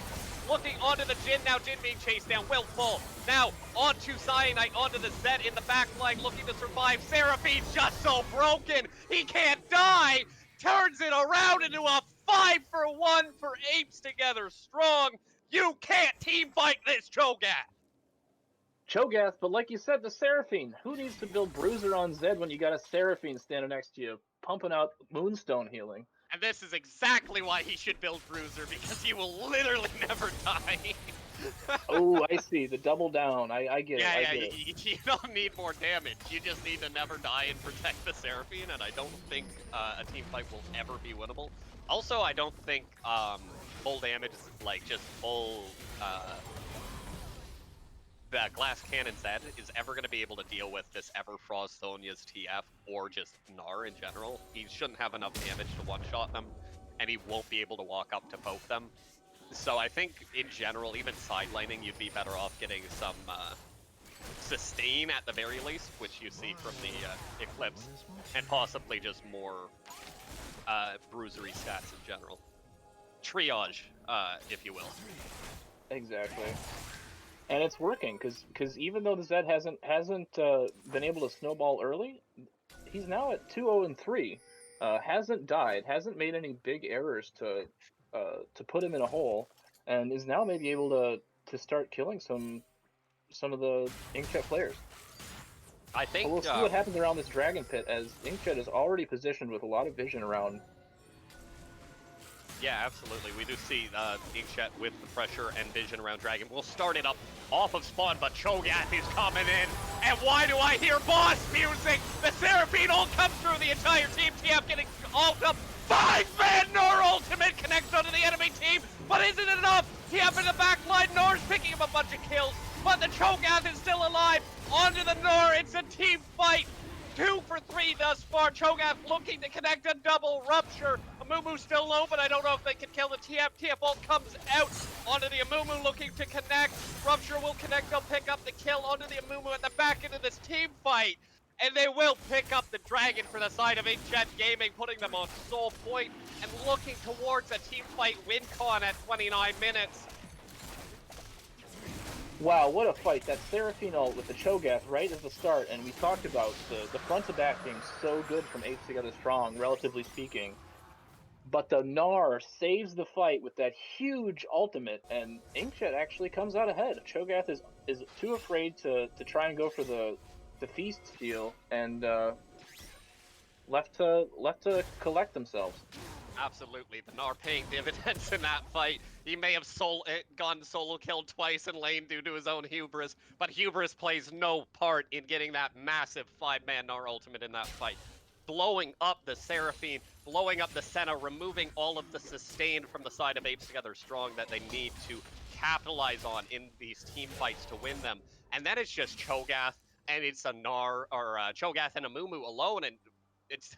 Cho'Gath is strong. He's never going to die. I'll be surprised if Cho'Gath has a single death by the end of this game. But that doesn't matter. He can't win a game solo. He can't get onto Yuumi, Jhin, TF. You're never going to be able to run them down without, like, all flash and everything up and just one-shotting one of them. And then the other ones can still kite you. You're never going to be able to get onto them. And we do see Hecarim charging in onto the Zed here. Zed should be able to get away just fine, though. Going into the rest of this game, what do you think? Yeah, this Cho'Gath, the strongest, most wealthy player in the whole game, but also the least mobile. So we'll see. Gale Force away from the Amumu bandage. I don't think it would have hit, but still safe. And How yeah, do you feel about go on. How do you feel about the choice to go for the Iceborne Gauntlet on the Cho'Gath rather than Chem Tank or Sunfire? So, I don't play a whole lot of tanks, so it's hard. I don't have a whole lot of personal experience, but as much as I like the Frostfire Gauntlet in a lot of cases, I think in this game, the Chem Tank would have been really nice. Down, actually. Sorry to interrupt you here. Looking for the pick onto the Gnar. Gnar will escape with the Yuumi heal on top of him. Cho'Gath TPing in from behind will connect the Rupture. Looking for the Feast will connect it. Now Yuumi's alone. Yuumi's likely going to fall. Looking to connect and translate this into what is likely going to be a Baron. But Hecarim's coming in! Rescue mission onto the Yuumi and she will survive. Hecarim comes in ambulance style, saves the Yuumi from danger, but can he save this Baron that's going down fairly fast considering the amount of damage? And they have the Feast, or I guess they don't have the Feast for Cho'Gath. We'll see if they stall it out to wait for that cooldown. We'll see Zed ulting in onto Hecarim, just trying to stall him. He knows he can't pick up this kill. In fact, he doesn't even do a single point of damage to the Yuumi heal and exhaust. TF Gold Card will come in. Wild Card will not connect with the Baron for a steal, though. Amumu Smite on point there. Hecarim was efficiently zoned out by Cyanite there. And Baron does go over to the side of Apes Together Strong off that team fight win. And Apes Together Strong has pulled into the gold lead here in this game. Exceptional how, even though that that Seraphine all hits two members, but it didn't look like it was going to be a total rout like that. But you see how if InkJet can't get the fight on their terms, they really just can't do anything to this composition. Yeah, and like as you said, if you can't get it on your terms, and even when you do get it on your terms, I think InkJet's been baited into thinking they can team fight this game by that 5-man Nor ultimate. If that doesn't happen again, and quite frankly, I'm not even sure if it does happen again, if they're gonna win a team fight at this point. The Seraphine and Senna, so long as they survive team fights, you will never be able to kill the important targets on this team. You'll never be able to kill the Cho'Gath, and there's enough damage, but Hecarim coming into the backline will bait the Seraphine ult, but it will connect onto the Jhin. Jin's really low, will barely survive. Cyanide tries to go in, but won't connect it. The Zed will fall in what is now a 1-for-1. Connected onto the Gnar. Now looking onto the TF, won't be able to quite pick up the kill. Jhin ult still available, almost picks up the Seraphine, but not quite enough. Now the heals are gonna start coming in. Everyone's gonna start sustaining. Fight's 1-for-1, but it's won by Apes Together Strong. Yes, Apes Together Strong still comes out with this inhib. And still has the gold lead, but TF ult. TF looking to see if he can pick up any stragglers, still sees the rest of the players on the map, won't be able to pick up any of the kills on the backside there. Dragon spawning in 26 seconds, and this is going to be the most important fight of this game thus far. We're looking to see if... going to go for it. It looks like they've got their bot lane going on the mid turret. Yeah, we do see TPs as well available for InkJet. Okay, as we look at posturing coming into this Baron Pit, Amumu will look for a pick, won't quite be able to find it. Senna fishing as well, not connecting, but the heals are there. Cyanide is regrouping with his team, will be there in 5 seconds. Gonna look to see if he can stall some people on the flank here. All Apes Together Strong needs to do here is deny the Ocean Soul from the side of InkJet, and their team fight victories will be assured coming forward into this game. Both carries, though, posturing in the mid lane. I think it's time for Apes Together Strong to start setting up this dragon, start hitting it. We see the Jhin and the TF in the mid lane. You can start it now, looking for a pick onto the Gnar. Won't be able to connect it. Stride Breakers away. Jhin W will not connect either. Just posturing in this river. I think they're taking a little bit too long now. They've managed to set the mid lane right on the side of InkJet, looking to get their pressure back into this pit here. Dragon will be started, but it's not being pulled out of the pit. The Hecarim, looking from the top side, will go into the middle of the enemy team. Will not ult yet, but Seraphine connects on a 3. Will look for the fight. Gnar ult's not hitting 5 this time. The fight continues and no one is dying. Just the Zed for now. Jin's doing his best to do damage, but can't quite connect. Set against the CC onto him. Looking for the kill. Will pick up the Jhin. Now the Yumi's alone, chasing her down. And the fight is over. It is a 4-for-1 for the side of Apes Together Strong. They will deny the Ocean Soul. Baron spawning in 2.5 minutes. They won't need it. They're going to push down mid and look for the end. Apes Together Strong. This Cho'Gath, 10-0-6. Impossible to kill. Full HP. And, gosh, that's got to feel bad for InkJet. Apes Together Strong, not even collecting the dragon. Not even collecting the dragon. They know it's over. Hecarim coming back in here with the Yumi. 2 versus 4. The Jin's up in 5 seconds. That's 1 inhib down. They say, okay, you know what? We took a little bit too long to reach here. Let's retreat. Let's deny that Ocean Soul. We know they can't get to it in time. TF, however, says, what? You don't think we can get there? He TPs to the bot turret. He's got ulti available. Will he be able to make the play with the Destiny Gate that they need to keep themselves in this game as the side of InkJet here? InkJet is refusing to give up on the dragon. Onto the dragon, we do see the Amumu has smite available. No Hecarim ulti, it will go over to the Cho'Gath. Hecarim will ulti in the back line. The Zed is down. The Senna is down. But Zed manages to trade back onto the Jhin. Now onto the Seraphine. She's the last target they need to look for. Hecarim comes back in, but the Seraphine ults back up. They can't kill a thing. It's too strong. This Cho'Gath will not die. The Senna will not die. Looking for the connections on the back half of this team fight. The Yumi will fall. That's all of them. 5 people dead. The Cho'Gath TPing into the base to end this game. I think Apes Together Strong will be taking it right here. I said that last time, but I really mean it this time. This game's over. We're going to game 3. And Cho'Gath ending in a perfect score with 10-0 and 10. It'd be a real tragedy if you got any kills or assists at this point. But they're running away again. Damn it. For some reason, they're too afraid to end. They're afraid of just the Jin and the TF by themselves. I'm gonna be honest. I think I really think Cho'Gath could just auto the Nexus 1 versus 5 and kill it before they kill him. I have to say I agree, but at the same time, spectators as a spectator, I can see that they've got almost 3K gold on those 3 champions.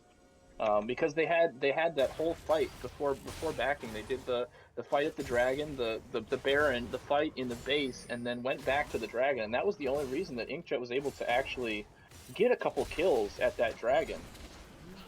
So perhaps a safer call to go back and rest on their laurels here. Yeah, we do see the actual gold advantage is pretty minuscule for the side of Apes Together Strong here. Only 2 grand coming in on their side, and that's mostly, I think, due to the Zet's just useless. But with that said, it doesn't matter.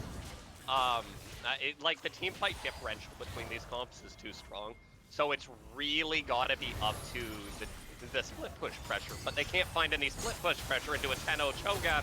Hecarim getting caught out here will have to ulti away. That's all of their engage gone. TF ulti's already down, and now it's just, I think Apes Together Strong should just turn onto this Baron. What are they gonna do? They're gonna run into you with the Hecarim. The only way that they can get anything out of this fight is the steal from the Hecarim. But they're gonna say, you're gonna take Baron, we're gonna run down the mid lane. They might be able to race this Nexus, actually. This is actually genius coming out of InkJet here. Apes Together Strong have to be really careful. They might be able to end the game off of this. Pushing down onto the mid lane here. They will be onto the inhibitor. Minion wave still full HP. They've got the Baron down. They've recalled. They're onto the first Nexus turret, but the entire enemy team's returned. Hecarim's gonna get caught out. The Seraphine ult hits onto 3. TF's dead. Yumi's dead. Hecarim's dead. Come on, this has to be the end of the game this time. They don't have any minions. They don't need any. There's no Nexus turrets. They can just walk it down mid. Please tell me this is the end of the game. I need a break. My voice is gonna break. Or this game will break me. This is about the time that the first game ended, but for some reason, this game feels like it has been 5 times as long as game number 1. Absolutely. Lots of yelling, lots of insane team fights going on this game. The inhib will fall. It's 5 seconds left on the Hecarim, 5 on the Yumi now, 10 on the TF. I don't think they're going to be able to get it in time. Hit the Nexus! Hit the damn Nexus! The Nexus is falling, 300 HP! Keep hitting it! And Apes Together Strong will even the series up at 1-1. 2 premature screaming fits from me later, and the series is tied up. Well, baby, I gotta say, that might have been the cleanest game of League of Legends I've ever seen in my life. Oh yeah, definitely. I have to concur. All right, I'm gonna throw it over to you. What do you think, Ace MVP coming from this game? Yeah, I think it was. I think it'd probably go to. Here, let me look at the stats here. MVP on Apes Together Strong. It's really hard to make an argument for anyone other than Blaney on the Cho'Gath. Just impossible to deal with him, particularly given the composition that was drafted by InkJet.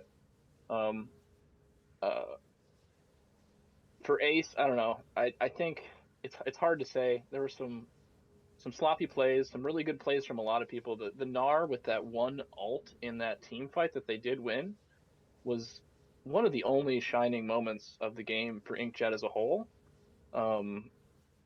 So I'd go with that, or maybe myself on Jin. I did pick up a lot of kills, but ultimately none of them meant anything because we never ended up winning any fights. So gives away how I feel about it. All right, that's interesting. Okay, if you have any closing thoughts, otherwise we'll just roll into break and we'll see you guys for game 3. Sounds good to me. All right, see you guys on the other side.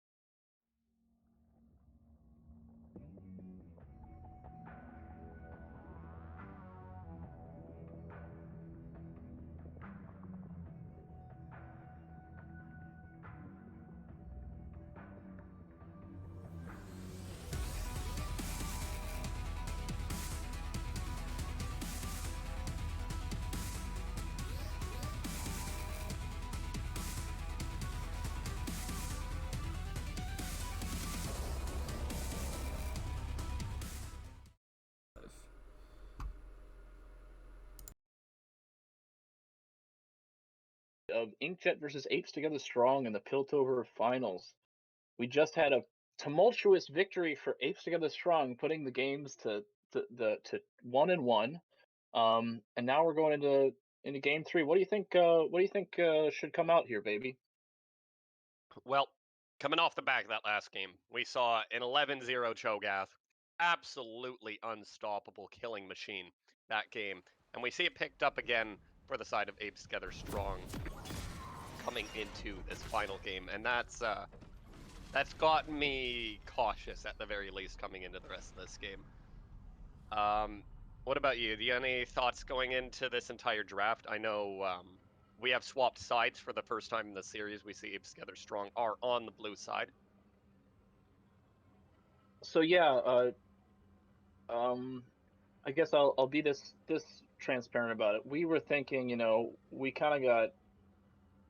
didn't like the way that the Zed counterpick kind of worked out, and we were like, we don't want Cyanite to be on a comfortable counterpick. We want to know what they're playing. So we're like, we're gonna steal your red side strat and just go for red side. And then we ended up switching out the Darius ban for Seraphine rather than the Cho'Gath, just because we know that they're probably going to pick the Cho'Gath anyways. There's no need to ban the Darius if they're going to pick Cho'Gath, but they felt so good on it. And yeah, that dangerous choice on our part, because that Cho'Gath did so much that last game. Yeah, and we do see adaptations taken in the draft for the side of InkJet here against the tank busting threat. Like, we don't see the Jhin picked up, though not exactly by their choice. We see Apes Together Strong instead opt for the first pick Jhin here, denying it from InkJet, trying to pinch that ADC champion pool. We see you default to the Caitlyn for the second time in this series when the Jhin Ezreal have been taken away. Even the Kaisa, I believe, was taken away before you had a chance to pick it in the first game. Talk to me about this bot lane matchup. We see it's Caitlyn Nami again for your side, and then into this Jhin Rel combo. So we kind of held the support pick because it's really nice to know what you're playing into before you fully solidify your bot lane. But we see that they pick up Rel, and Rel is just really, really strong, super hard engage. And with Jhin, can definitely all in you really hard if the Jhin can just land a W on top of any of the CC that Rel can pull out. But they don't really have a good way of dealing with a lot of sustain. And if the Caitlyn Nami are good with their positioning and auto spacing, they can potentially harass the Rel and the Jhin. The only thing is that Jhin is actually a really good pick into Caitlyn, in my opinion, just because of the way that if Caitlyn is trading auto for auto with Jhin, and not getting good auto spacing and using their range very well, the Jhin is going to come out ahead and also have a lot nastier mid game spike than the Caitlyn will. So it is kind of scary for InkJet. Interesting. I think you summarized that really well. Otherwise, in the first round of pick ban here, we see the Cho'Gath that you mentioned before picked up for Apes Together Strong, presumably for the top lane.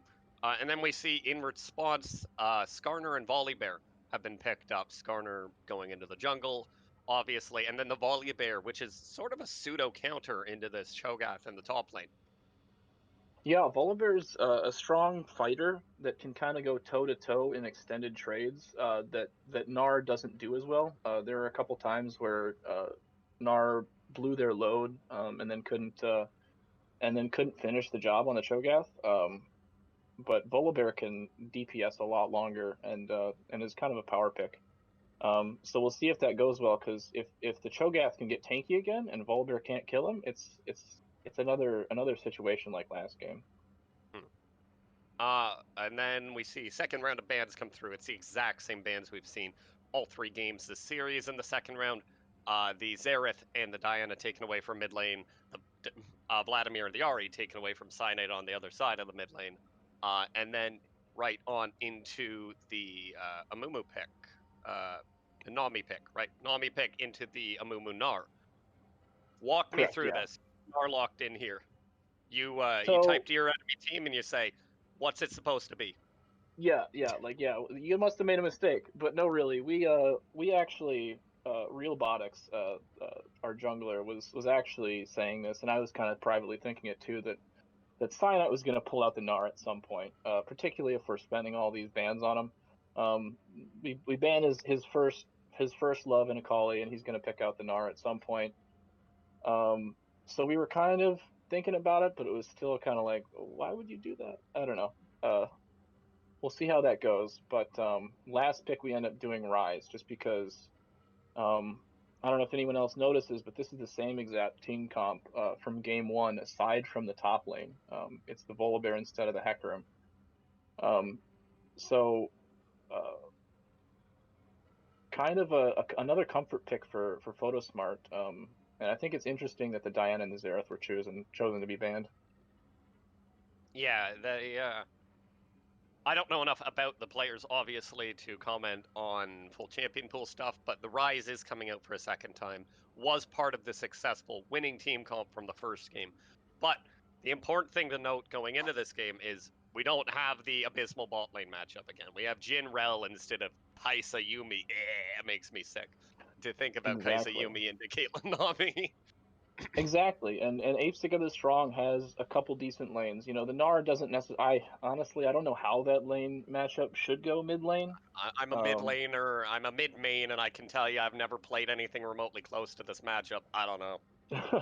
Rise has wave priority. Gnar might be able to kill him once he has Stride Breaker. But like you said, the bot lane matchup definitely can go in Ape Together Strong favor this game, unlike the first game. So it definitely looks like a much better comp for them. The only thing is they do kind of lack damage. So we'll see if Gnar is able to pop out. Yeah, it'll be interesting to see how that plays out over the course of this game. Now, with that said, we're going to roll on into the actual matchup, and we'll see you guys there. Hasagi!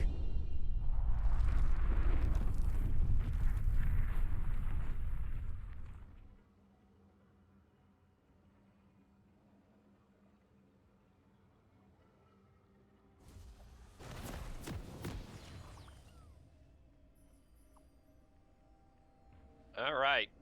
And as we get on into this game, we have a chance to see Summoner spells and Keystones, respectively. And walk me through that, and I'll interrupt you if we get some sort of crazy invade. Yeah, we have Gnar going with the Grasp. Pretty conventional on Gnar, just because you can proc it so often with your ranged autos. We'll see if he can get that against the Rise, but he probably can, because Rise is actually fairly short ranged, relatively speaking, as far as mid laners go. Otherwise, pretty conventional stuff. Couple phase rushes on the side of InkJet again with the Rise and the Skarner, same as they did last time. And we do see this electrocute coming out of top lane. Do you have any thoughts on that? Oh yeah, I guess that is unconventional for some. Fat Cow tends to like the electrocute, and it's something that I think some pro players have gone with, just because while it's a little bit worse in extended trades, Volibear can be incredibly bursty, especially if you can land the Q into E into ult.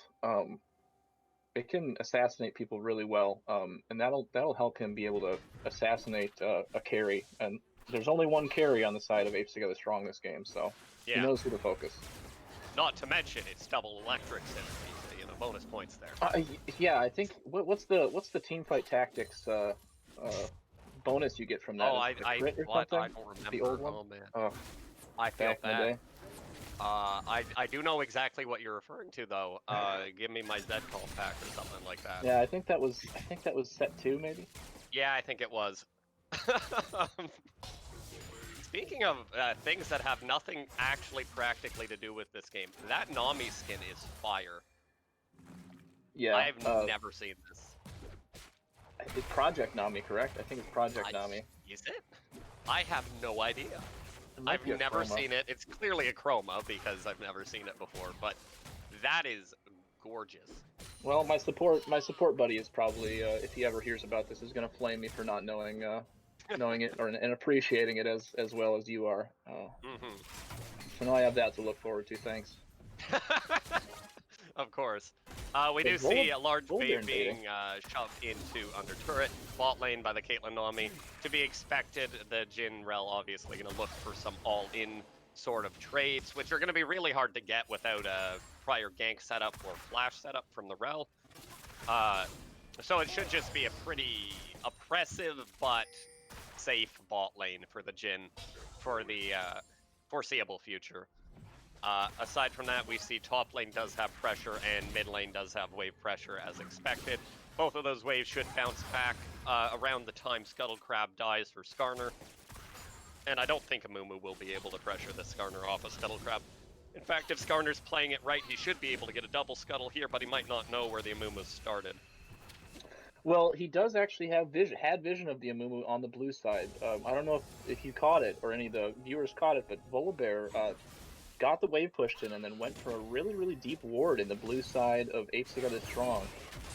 Yeah, and you're right on that. We do see an engage coming in bot lane, but nothing will connect off of it. And the bubble coming back on into the trap. This Rel's looking at facing a lot of damage here. Flash in from the Nami, flash in from the Caitlyn, heal from the Caitlyn. Will just barely connect with the kill. Rel still has exhaust up and everything, but another bubble onto the Jhin. Now there are no traps up, but the Amumu's here to cover. But that's a double scuttle for Skarner at the same time, and that's really bad for the side of Apes Together Strong. Yeah, I didn't have a trap for that last one there. And wasted a couple summoners on the kill on the Rel by missing the Q, but...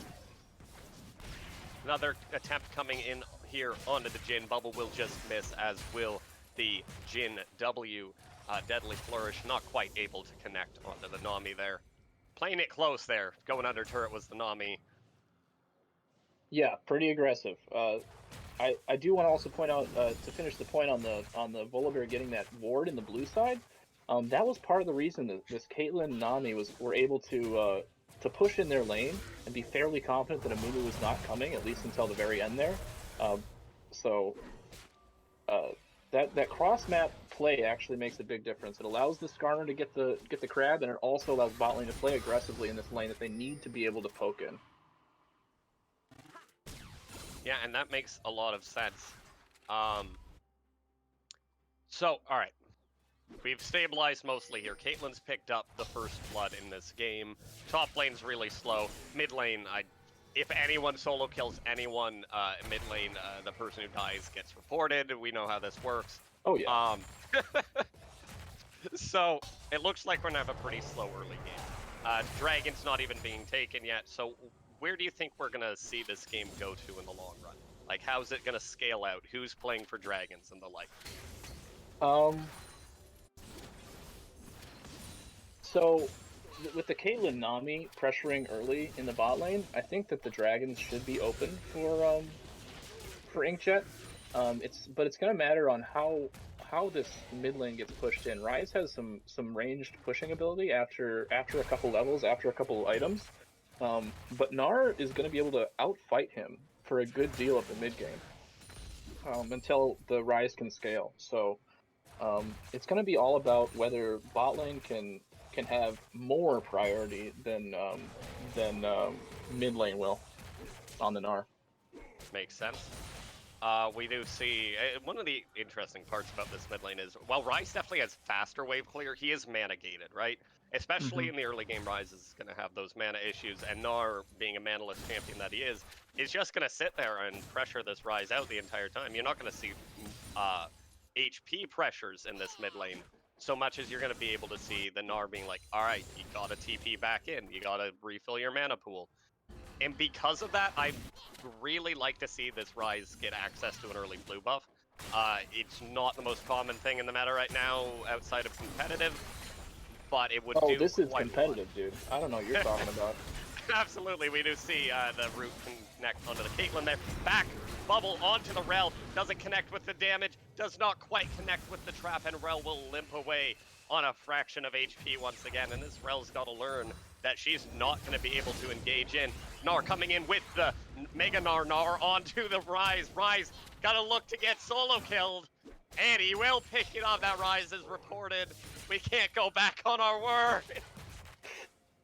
Yeah, unfortunately, I forgot to report the rise at the end of the game, so I'm gonna have to go back into Riot support and do my Yeah. diligence on that one. Well, I mean, you are on a team together, so I think just like play a solo queue game and say, "Hey, I'm reporting him like post mortem for a custom game we played a week." But I already am reporting him every game, so. We do see the dragon started up by the side of InkJet, but taken over by Apes Together Strong, and the Skarner just walks in, connects the smite, will steal the Cloud Drake there. Running away for his life. I don't know if he'll be able to make it out, but he's on top of a shrine. I think they're sort of invisible. On spectator for some reason, he will scoot away with his little Skarner butt and take that dragon with him. But blue buff will be stolen for the side of the Amumu. Well, if you're gonna sexualize him like that, go ahead. But... In any case, Oh, no. like you said, the mid lane priority from the Gnar. He gets the kill, and like you said, this Ryze, you'd think that Ryze can out pressure this Gnar, because Gnar doesn't have all these spells that Ryze has, right? But to keep up with Ryze, to keep up with the push on the minion wave, Ryze can't afford any mana to poke the Gnar. So Gnar just gets the kill. They pull off the pressure on the dragon, and now they're are actually. InkJet stole that. Yep, InkJet. You I played forgot. this game. See, I'm trying to like pretend like I don't remember so much, but now I've like pulled off some kind of like memory lapse on myself. But top lane has not been able to buy. 9 minutes in, and they're both at empty inventories. Oh, but the Volibear coming in, ulting under the turret, looking for the solo kill on the Blaney. Will get out just barely, but Cyanite now TPing into the top lane. Gnar looking to turn this kill around. Will pick up the boomerang, but that bear's not going anywhere. And that's another kill onto this Gnar. 2-0 now on this mid lane. Gnar will be opting for what looks to be Sunder or Triforce. I think it's going to be Sunder. No one builds Triforce Gnar, even though I think it's better than Sunder, but no one listens to me. More fighting coming down in the bot lane. Bubble will barely miss. Amumu now looking for the gank onto the Rise. Rise on the wrong side of the map. Mega Gnar flash in under turret. That's 3 for the Gnar. Looking to see if he can pick up a 4th on the Skarner, but he's still too fast, scuttling away. Yeah, Volibear's able to get revenge for that last game where Cho'Gath never went down, and Cho'Gath finally has a death, but this Gnar has finally got 3 kills. But Tidal Wave coming into the bot lane. Jhin gets caught up by it, into the trap, into the bubble. The CC chain is insane, but they turn around a lot of damage back onto the Caitlyn. Now the TP will come into the bot lane for the Cho'Gath, looking to turn this around, but it's matched by the Volibear. Both top laners getting their first back of the game off. Bubble will connect a second time onto the Cho'Gath, looking to burn him down, but the Jhin ult's coming out. The Caitlyn's fallen low, will be picked up by the Gnar on the backside. Gnar's looking for another kill, won't quite get it, but the Jhin W will. Now the Rise is here off of his TP, and will pick up the kill onto the Jhin. And I think at the end of the day, that's a 4 for something going to the side of InkJet Gaming. So the Cyanite on the Gnar gets another kill, goes to 4-0, but crucially is shut down. And so the all-out gold means that InkJet actually is up in gold now, and has a situation where their top lane is not losing to the Cho'Gath. So they're going to need to really leverage this Gnar into some more of these team fights where they're actually able to mega, because in that fight he was killed before he could mega. Yeah, and I don't even think if he had Mega, I'm not sure if he even had ulti up going into it. I know it's a really low cooldown, but you just saw it use mid lane as well. And just getting, I think, a little bit baited and over-aggressive there on the Gnar with Cyanite, like saying, oh look, there's another kill for me to pick up, forgetting he has the bounty on his head and that he is most of his team's gold. But aside from that, consequence of this team fight, this Volibear is now huge. Cho'Gath is 0-2. Coming up against this 3-kill Volibear with the Divine Sunder finish, that man is going to smack. It's going to be really rough. But similarly, in the mid lane, Divine Sunder or Gnar into this Rise. One of these champions is ranged, however, and I have a lot more confidence in the Rise's ability to farm. Yeah, Rise is at the point where he can wave clear, and he has been given the blue buff. So, InkJet trying to play for that competitive game, as they say, as best as they can. If I have But, to beg my jungler to give me blue buff in Seal games, I'm pretty sure everyone does, surely. well, I guess he doesn't have the blue buff yet, but it will be donated. I think maybe I don't know. Let's hope. A birdie told me that InkJet tries to do that. All I'm right. revealing some deep strats now. Sorry. Oh yeah, it's, That we like to use blue buff. But now you they're gotta be fighting for the careful about dragon. those, man. They're looking at the dragon, and Gnar has his Gnar bar up. Looking at the engage on the Jhin here is the Skarner, but no move speed items completed yet. Gnar will, Amumu will engage onto the Skarner, will pick up the kill. Gnar is in mega form now, looking to zone out the rest of the team here. Jhin ulti comes down, puts a minimal amount of damage onto the other team. And the side of Apes Together Strong pick up the kill, but don't opt to do the dragon. Instead, turning onto the Volibear. Volibear will ult out, looking to escape Flash. Amumu Q will connect. Now they're looking to pick up the kill onto him at the end, and they will. That's 2 kills going over the side to Apes Together Strong. But I don't know if they're going to be able to keep it coming. Now onto the rise is the Rel, but she's rooted under turret and will fall to the Nami's Ignite. At the end of the fight, it is a 2-for-1, but Skarner's alive now, and the Rel isn't, so it's 4v4 on the map at this dragon. Both smites are available. Skarner will start up the blue buff, but he decides against finishing it now that they're on the dragon, looking to get for another steal, but isn't able to connect. Now onto the Skarner is the Gnar, getting the slow with the boomerang, will flash the rupture, and I think everyone's going to be able to escape from here safely. 2 things to point out quick. Caitlyn was getting a lot of farm and took a number of plates there before the plates ended in the bot lane, so that's going to be a key pickup to kind of equalize this trade where InkJet has made some big mistakes and got caught. As well as, gosh, is it deja vu or does this Skarner move really, really well inside this blue buff jungle? Oh yeah. I think that's 2 games, a couple times in a row they just scoot on out of there. So good dodges by them, because that could have easily turned bad if the Jhin snare had hit. Yeah, absolutely. Great sidestep coming out of this Skarner here, denying the kill onto himself by dodging that Jhin route. Not able to pick up the second Dragon Steal of this game thanks to the Cho'Gath Beast being available. And Cho'Gath, despite being out of lane for so long, somehow still maintaining a CS advantage in this top side of the map. Speaking of CS advantages, however, we do see this Jhin has fallen very far behind of the Caitlyn. As you mentioned, Caitlyn farming that entire time the fiasco was going on mid-top jungle and into Dragon Pit. And able to absolutely capitalize on that little bit of time there, generating this 40, nearly 50 CS lead now, TP bot and lane. multiple plates.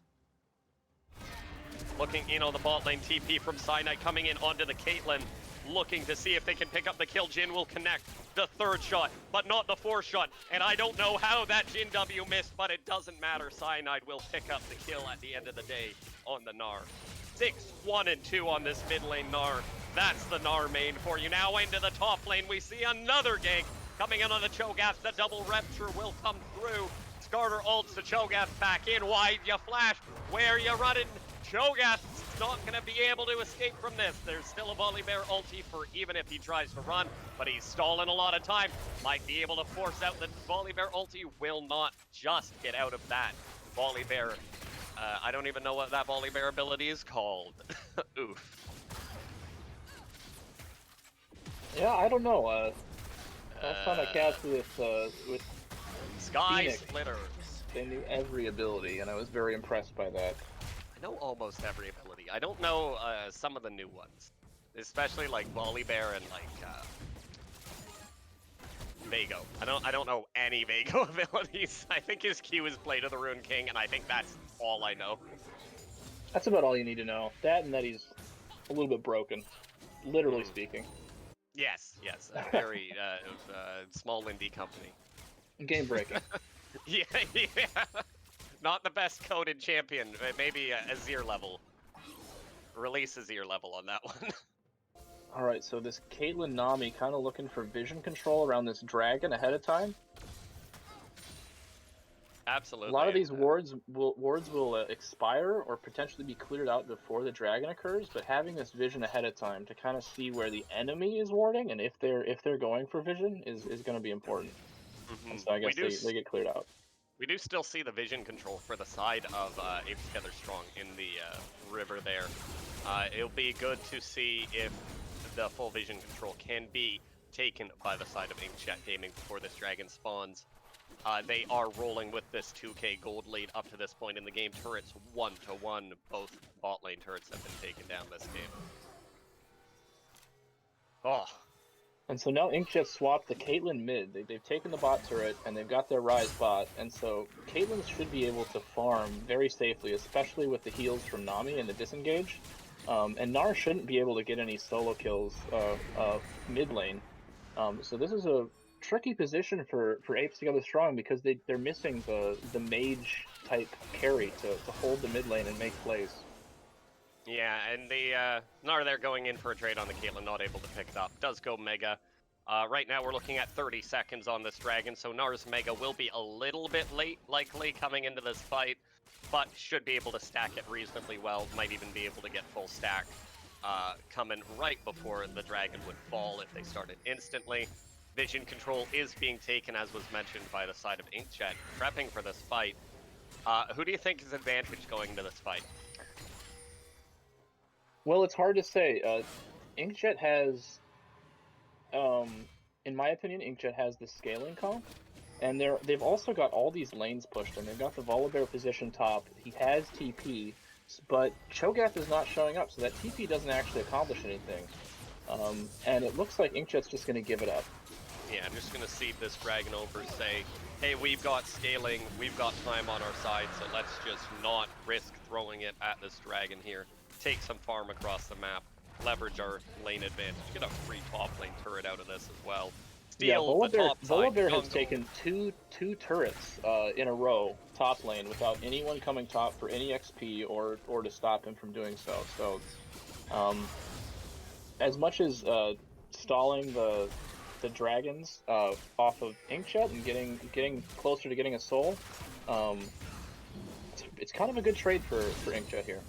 Yeah, I think so. Good flash coming out of the Ryze here, but nonetheless, flash is forced by Cyanide on this Gnar in this bot side of the map onto the Ryze here, and that's going to make him a lot more vulnerable to getting rotated on in this side lane for the next 5 minutes. Absolutely, this is a really risky position for Ryze to be in. Oh, and Caitlyn getting hit by the Jhin snare. Incredibly dangerous if the Rel had gone in there, but they were afraid that the missing members of InkJet were there to counter-engage. Yeah, and the Nami ulti there, always able to counter the Rel engage to some extent. Just looking to keep the Caitlyn safe there. Okay, so Mythics completed on both sides aside from Rel. Rel deciding, I believe, to go for Sunfire or a full tank item versus. Right? It might be. I guess it might be Chem Tank. Yeah. I can't imagine much reason to go for any other Mythic. Yeah. So still waiting on that item completion.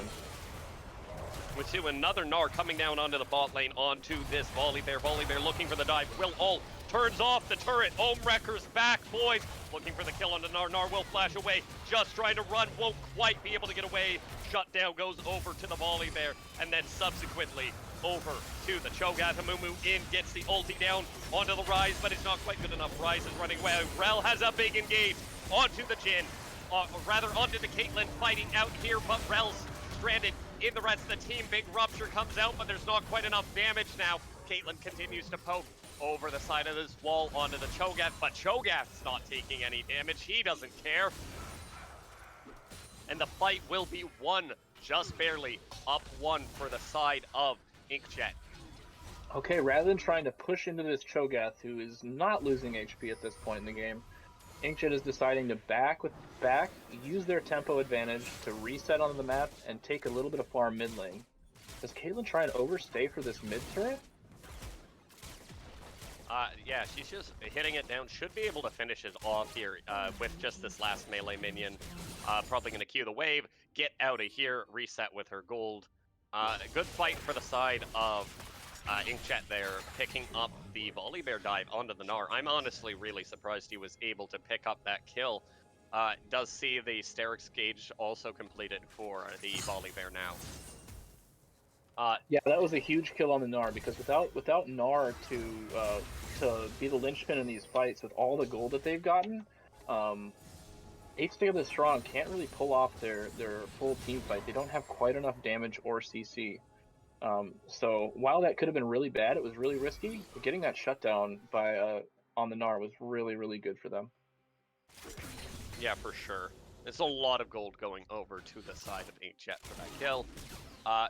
So coming into the rest of the game here, gold lead is up to 4,000 for the side of InkJet, and this is mostly off of CS and shutdowns and various things around the map, as well as their massive turret lead of +3 for them currently. You said they're scaling. You said they're gonna they have like a better late game comp this game. What item point, like what's the item break point for where you think that at even items they're stronger? I think for Caitlyn in particular, it's the 3-item spike once they get actually honest to God, I don't remember what I build here. Well, it's not Again, Infinity Edge based on the longsword. I'm not happy with my builds in this series, to be honest. I think I mentioned it on the first game. So don't think that I think this is the right way to build her. It's just that Lord Doms is such a OP item in the current game state. But having that IE on Caitlyn and having 3 items on Ryze, I think, would be a break point. Oh, and then Engage coming in onto the Caitlyn. Flash a Mumu Q into ulti. Gale Force, Jhin, 4th auto will pick up the kill onto Caitlyn. And that's right before Dragon spawns. 4 versus 5 on the map and very little use. Catch onto the Skarner. JW still connects, but he does look to be out of there. This should be a Dragon with the flash on the Skarner down. Should go over to the side of Apes Together Strong and put them onto Soul Point. And this is a second Mountain Dragon. I'm going to LS for a second here and just say, that's a lot of defensive stats to be buffing with that Mountain Dragon. That's an insane amount of gold value. And even without Soul, you got to be really afraid about giving those free stats over to the side of Apes Together Strong. It really is. And to be honest, I got caught as shit there. That was awful to get caught. Another fight coming in though on the mid lane. Sorry to interrupt you here. Looking for picks. Going low is the Gnar, I believe, and the Rel also picked at the end of this team fight. Jhin will abort the ulti, but the Ryze ulti's coming in. 4 people in the back line. Rupture won't connect. Jhin will fall in exchange for the Nami. Now they're looking onto the Cho'Gath. Amumu is running away saying, nah, I'm not part of this anymore. Cho'Gath splashes over the wall and should be able to squeak away, but that is a 3 for 1. And turning onto the Baron now is InkJet Gaming looking to see if they can pick up this objective with the man advantage on the map. Only 2 people left, but Cho'Gath does have Feast. No flash available, but he might be tanky enough to just sprint in. He's not looking at it. It's 3,500 on the Baron right now. 3K, 3.5. Cho'Gath is dead. Amumu's looking now. 1.5K. Amumu ults down. 1,500. 2K. Amumu smite doesn't connect, and the Dragon, Baron rather, will go to side of InkJet Gaming. The gold lead expands to 7,500, and now it's looking like Soul or bust for the side of Apes Together Strong in this final game of the series. Yeah, they make a really dangerous dive mid lane. Apes Together Strong does, and then the Ryze ult comes in and collapses the fight, turns it into a rout. So close for the Cho'Gath to get that rupture on all 4 of those members. If that had happened in the middle of that Ryze ult, it might have been a different series of events. But he only gets 1 person with his rupture, and so Apes Together Strong have a really hard time contesting that Baron. Yeah, and throwing away the 2 lives on top of that, giving over a little bit more gold. Thankfully, it's just gold at that. It's not like it turned into an inhib turret, an inhib, or like the game or anything like that off of those kills. But now we really have to see what InkJet's going to be able to make happen with this Baron before this Soul Point spawns in 2.5 minutes. And notice this Ryze is sitting really dangerously down in the bot lane. Going for the 1-3-1 again against this full tank team fight comp. Apes Together Strong have an opportunity maybe to catch someone out. Skarner's booking it down there. Someone said free tacos. Skarner's like, what? Pulled the chem tank out just to get a little closer to lunchtime.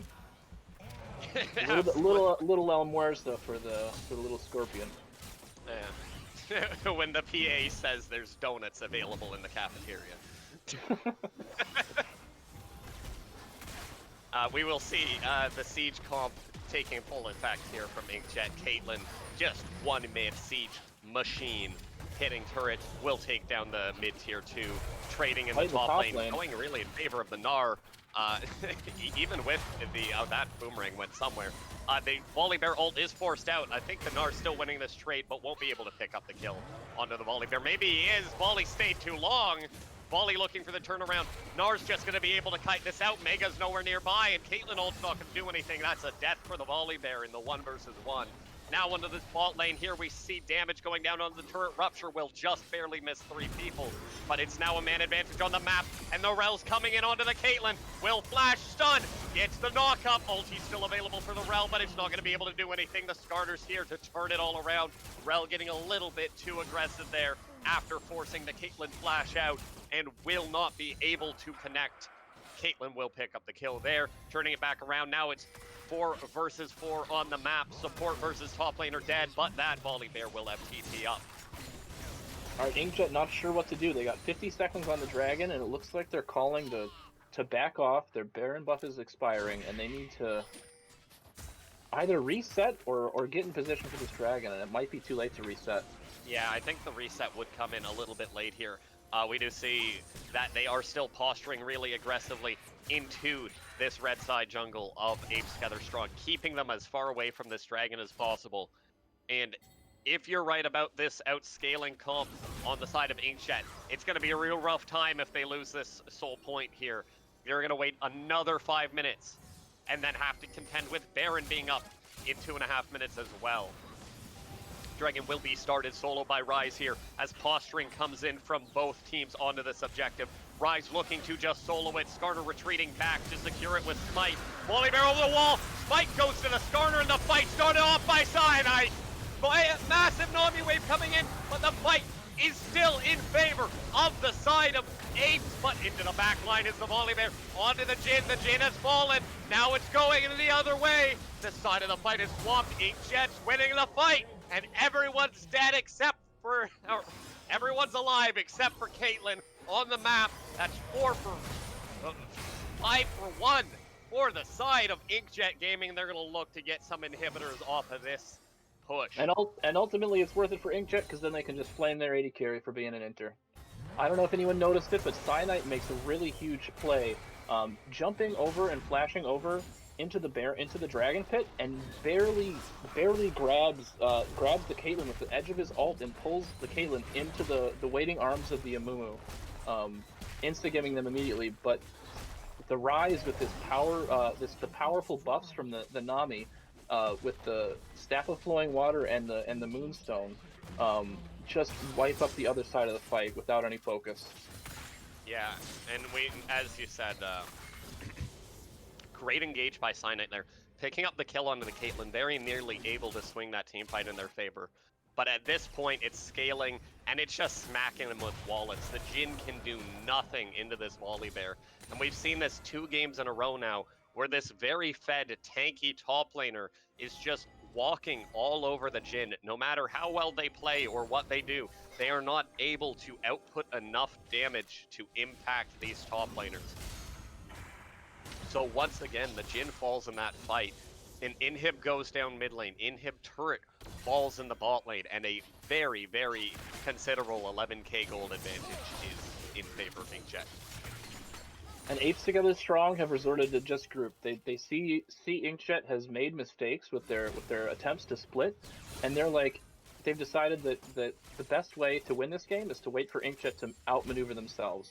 And so they're all just grouping together, looking and waiting for this play to happen. Yeah, and so Rise is in the bot lane though with TP, and there's an open inhibitor. And Baron's up again, as you were pointing out. The 1-3-1, Rise taking bot side jungle, gonna push in that bot side wave, but a pick coming in onto the Skarner, looking for the Fnatic rush. Skarner will fall onto Caitlyn. Caitlyn's gonna fall too. She's not going to be able to get out of this, or is she? No, the boulder will connect. Jhin ulti is a bit of a waste. They're going to turn onto this Baron. I think they need to send someone back to stop this Rise, though, before he takes the entirety of the Apes Together strong base. They will send the Gnar back for this. Now it's only Volibear and Nami to defend against this Baron. I don't think they're going to be able to do it, but they're damn well going to try, it looks like. But Cyanide is here to defend the base, and Rise can't end with the Gnar there. Double engage coming onto them. Rel's doing her best to stall him out. Baron goes over to the side of Apes, but the Volibear is in alone. 1 versus 4. The Nami's doing her best to support him, but I don't think it's going to be enough. They're doing enough damage. The Jin's got enough autos at this point. Volibear will fall down, and Caitlyn's just respawning. Still a lopsided advantage on the map, and no Nexus turrets, crucially, will fall for the side of Apes Together Strong. Coming out big on that play, down 11,000 gold, will take a team fight win, a Baron, and look to posture themselves for this soul point, once again spawning in 1 minute and 10 seconds. Yeah, and there you see it, Apes Together Strong, playing correctly, grouping together, and waiting for InkJet to kind of make a blunder. They go into the pit in Baron when they know that Apes Together Strong has a slow Baron take, before waiting for the Rise to get pressure or to TP in with them. And so they end up feeding this Baron buff and a couple more minutes of time to this Apes Together Strong team. And I said it last time, and I think it's doubly true now. The side of Apes Together Strong must win this team fight, or else they are not going to be able to pull this game out. It's going to be so difficult to wait another 5 minutes. But Skarner, looking for an engage in mid lane, will not be able to connect with anything. That's 1 cooldown down in the chem tank. Mid lane is pushing in. It is still double super minion waves coming into the side of Apes Together Strong. They're doing their best to fight them off, but they can only do so much once they get into that river. Those minions will be in position to end this game if this fight goes bad for Apes Together Strong. Looking onto the Skarner, he's caught out, will flash out into the Amumu. Amumu gets an ulti onto 3. Looking for it, look at the Gnar ulti. Waiting to see what it does. Drell into the back line, not going to do anything. Jin's caught out, Jin's down. Gnar's not able to make the play happen. Volibear continue to be healed. Super strong in this backline, chasing down onto the Gnar. Now the Realm Warp onto the Amumu. Gnar's winning the fight against the Volibear now, but it's not going to be enough. The Volibear can't quite kill the Gnar, but the Cho'Gath will fall. And minions, as noted, are in position to end this game for the side of InkJet Gaming. The final Nexus turret will fall. Volibear's TPing in for the fun of it. Gnar has to make a hero play. He's got Mega, but can he kill everyone? He's only got Gnar on 1, and they're hitting the Nexus. And the Nexus will fall. InkJet Gaming will win the Piltover Finals. Congratulations to InkJet Gaming. InkJet420 all day, baby.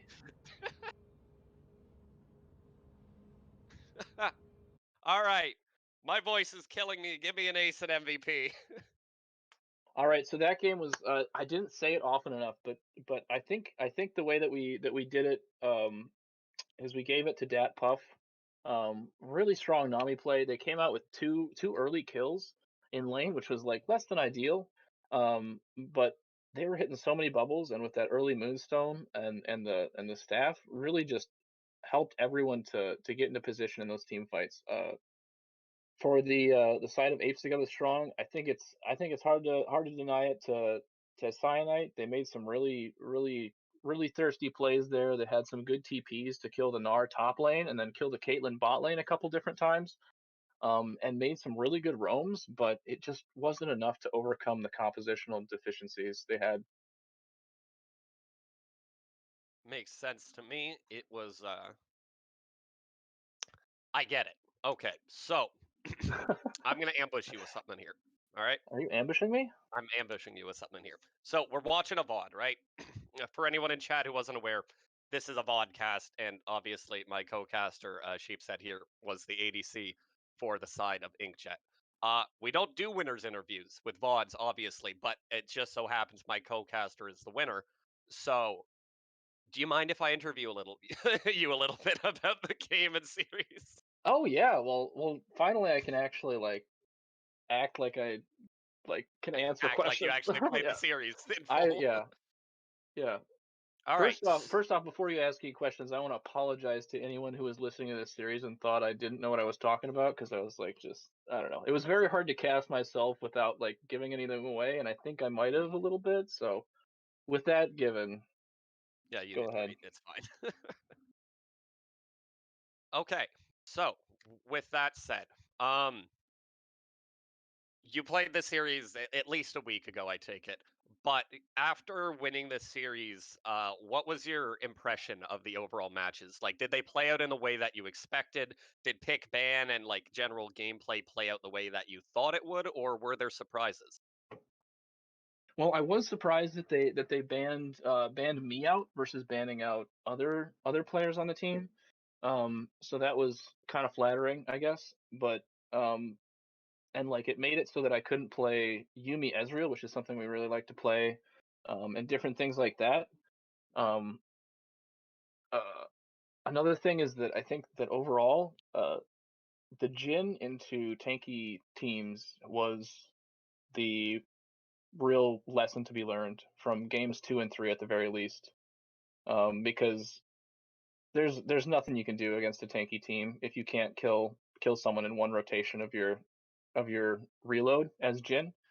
And so that's just was such an uphill battle for both teams that had Jin into those tanky teams without like a really hard damage somewhere else. Yeah, I definitely think that's I think there were two big things to take away from the series, and the first one of them, by far the most, I think, is the Jin, right? Like, over priority on the Jin definitely cost both teams games, as you elaborated on, because you can't kill the tanks. Hmm. And I think Jin is relatively poorly positioned in the meta explicitly because of this fact. It's a fairly tank driven meta right now. You look at the jungle and you see things like full tank Hecarim just one shotting 80 carries, and that's Jin's nightmare, just through and Hmm. through. Absolutely. Um, the other thing that we didn't touch on much is I've come to the conclusion personally that Seraphine Senna is just straight up draft checkmate. Not in the Yeah. same lane. I think Seraphine mid is better. Like you play Seraphine mid and then you play like Senna Tahm Kench or Senna Bruiser or Senna Cho'Gath or something. But those two champions together, you cannot possibly team fight against. Yeah, there was a I think it was in the Piltover chat, um after the first couple of games of the season, I was kind of saying, yeah, Seraphine going uncontested is just troll. Like it's Mm. just so good. And game one, no one picked it, no one banned it. And Apes Together Strong picking it first pick, or I guess they 1 and 2 on red side. Game two was a really smart choice, and yeah, we definitely were smart to ban it the third game. Hmm. Okay, so we've talked about a little bit of the games. Going for your preparation coming into this series, I know that Cyanite tends to be the priority player on the side of Apes Together Strong, along with just solo laners in general, with Blanely in the top lane. And we saw that your bans very accurately reflected this. Were your bans just designed to take out comfort picks? Obviously, the Akali and Vladimir are symptoms of this, or were they more structured to enable certain strategies on your team? Um, well, I mean, it was definitely get rid of the counter picks. Blaney was spamming the Urgot, and that's just a really frustrating thing to play into top lane, and we wanted to not have to worry about an unkillable Urgot, particularly if we had picked Jin, you know what I mean, into that. Um, and yeah, getting Cyanide off his comfort champions, because all respect to him, but um, when you can force their mid laner onto Gnar or something else, um, and sacrifice their ability to pick for the team, it really helps. Sounds good. Okay, and then I guess one last overarching question for this sort of thing. Like, is there anything um So, how about we'll say it this way? What's the one thing that enabled you guys to win Piltover? Like, what pushed you guys over the edge as the best team?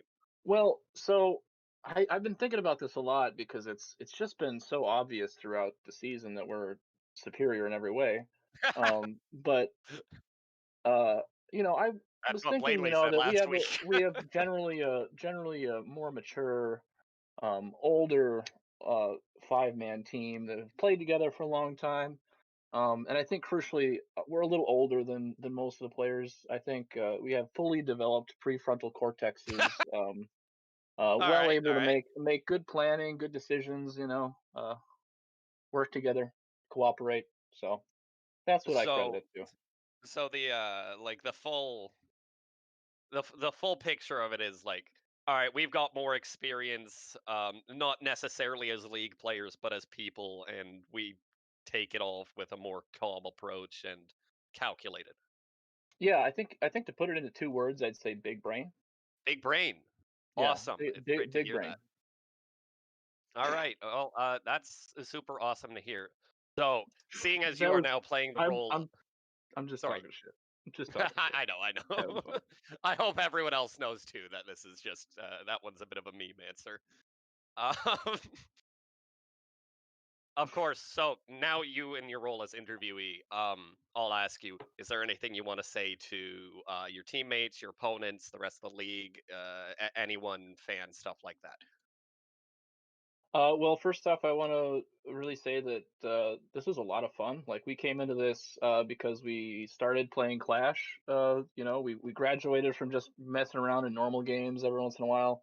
We used to play ranked teams back when that was a thing. Like the 4 of us used to do that a lot.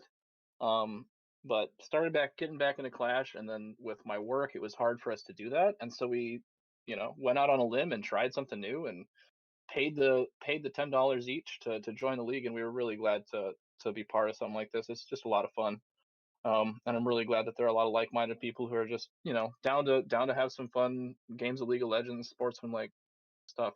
So that's the first thing I really like to thank. Um, Second off, all the people, all the my 4 teammates, super good dudes. Level-headed, tilt-proof. I'm probably the worst tilter of the bunch, and they put up with me with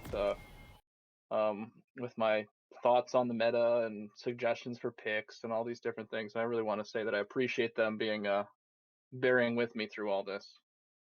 Otherwise, Hmm. thanks for the other teams too for you know playing good and not and being good sports too, because it sucks to lose League of Legends, but I really appreciate that we still could have some fun banter and mess around. And I really hope that if in the next season Inkjet doesn't do as well, that we can be as good sports as you all have been. Awesome. It's great to hear that stuff. With that, we'll wrap up the Fox interview sort of stuff here. And yeah, so tomorrow, can you fill me in on what that series is going to be? So 8. All right. Final series of Seal, 8 p.m. EST tomorrow. Freljord finals. Be there or be square. I don't have any other cooler catchphrases. Sheep said, do you have anything to add on that? nope. Thanks for bearing with me. I love talking about League of Legends. Yeah. All right. So, uh, this is us signing off for today. For on behalf of myself, Sheepshead, the entire Seal community, I would like to thank the viewers, my co-caster Sheephead, the AMO for hosting today, all of the moderators, tribunal members, and etc. that help bring Seal together and make this the content and awesome place to play League of Legends and hopefully watch League of Legends that it is. And we will see all of you guys tomorrow 8 p.m. EST for all your finals. Be there. Much love, everybody.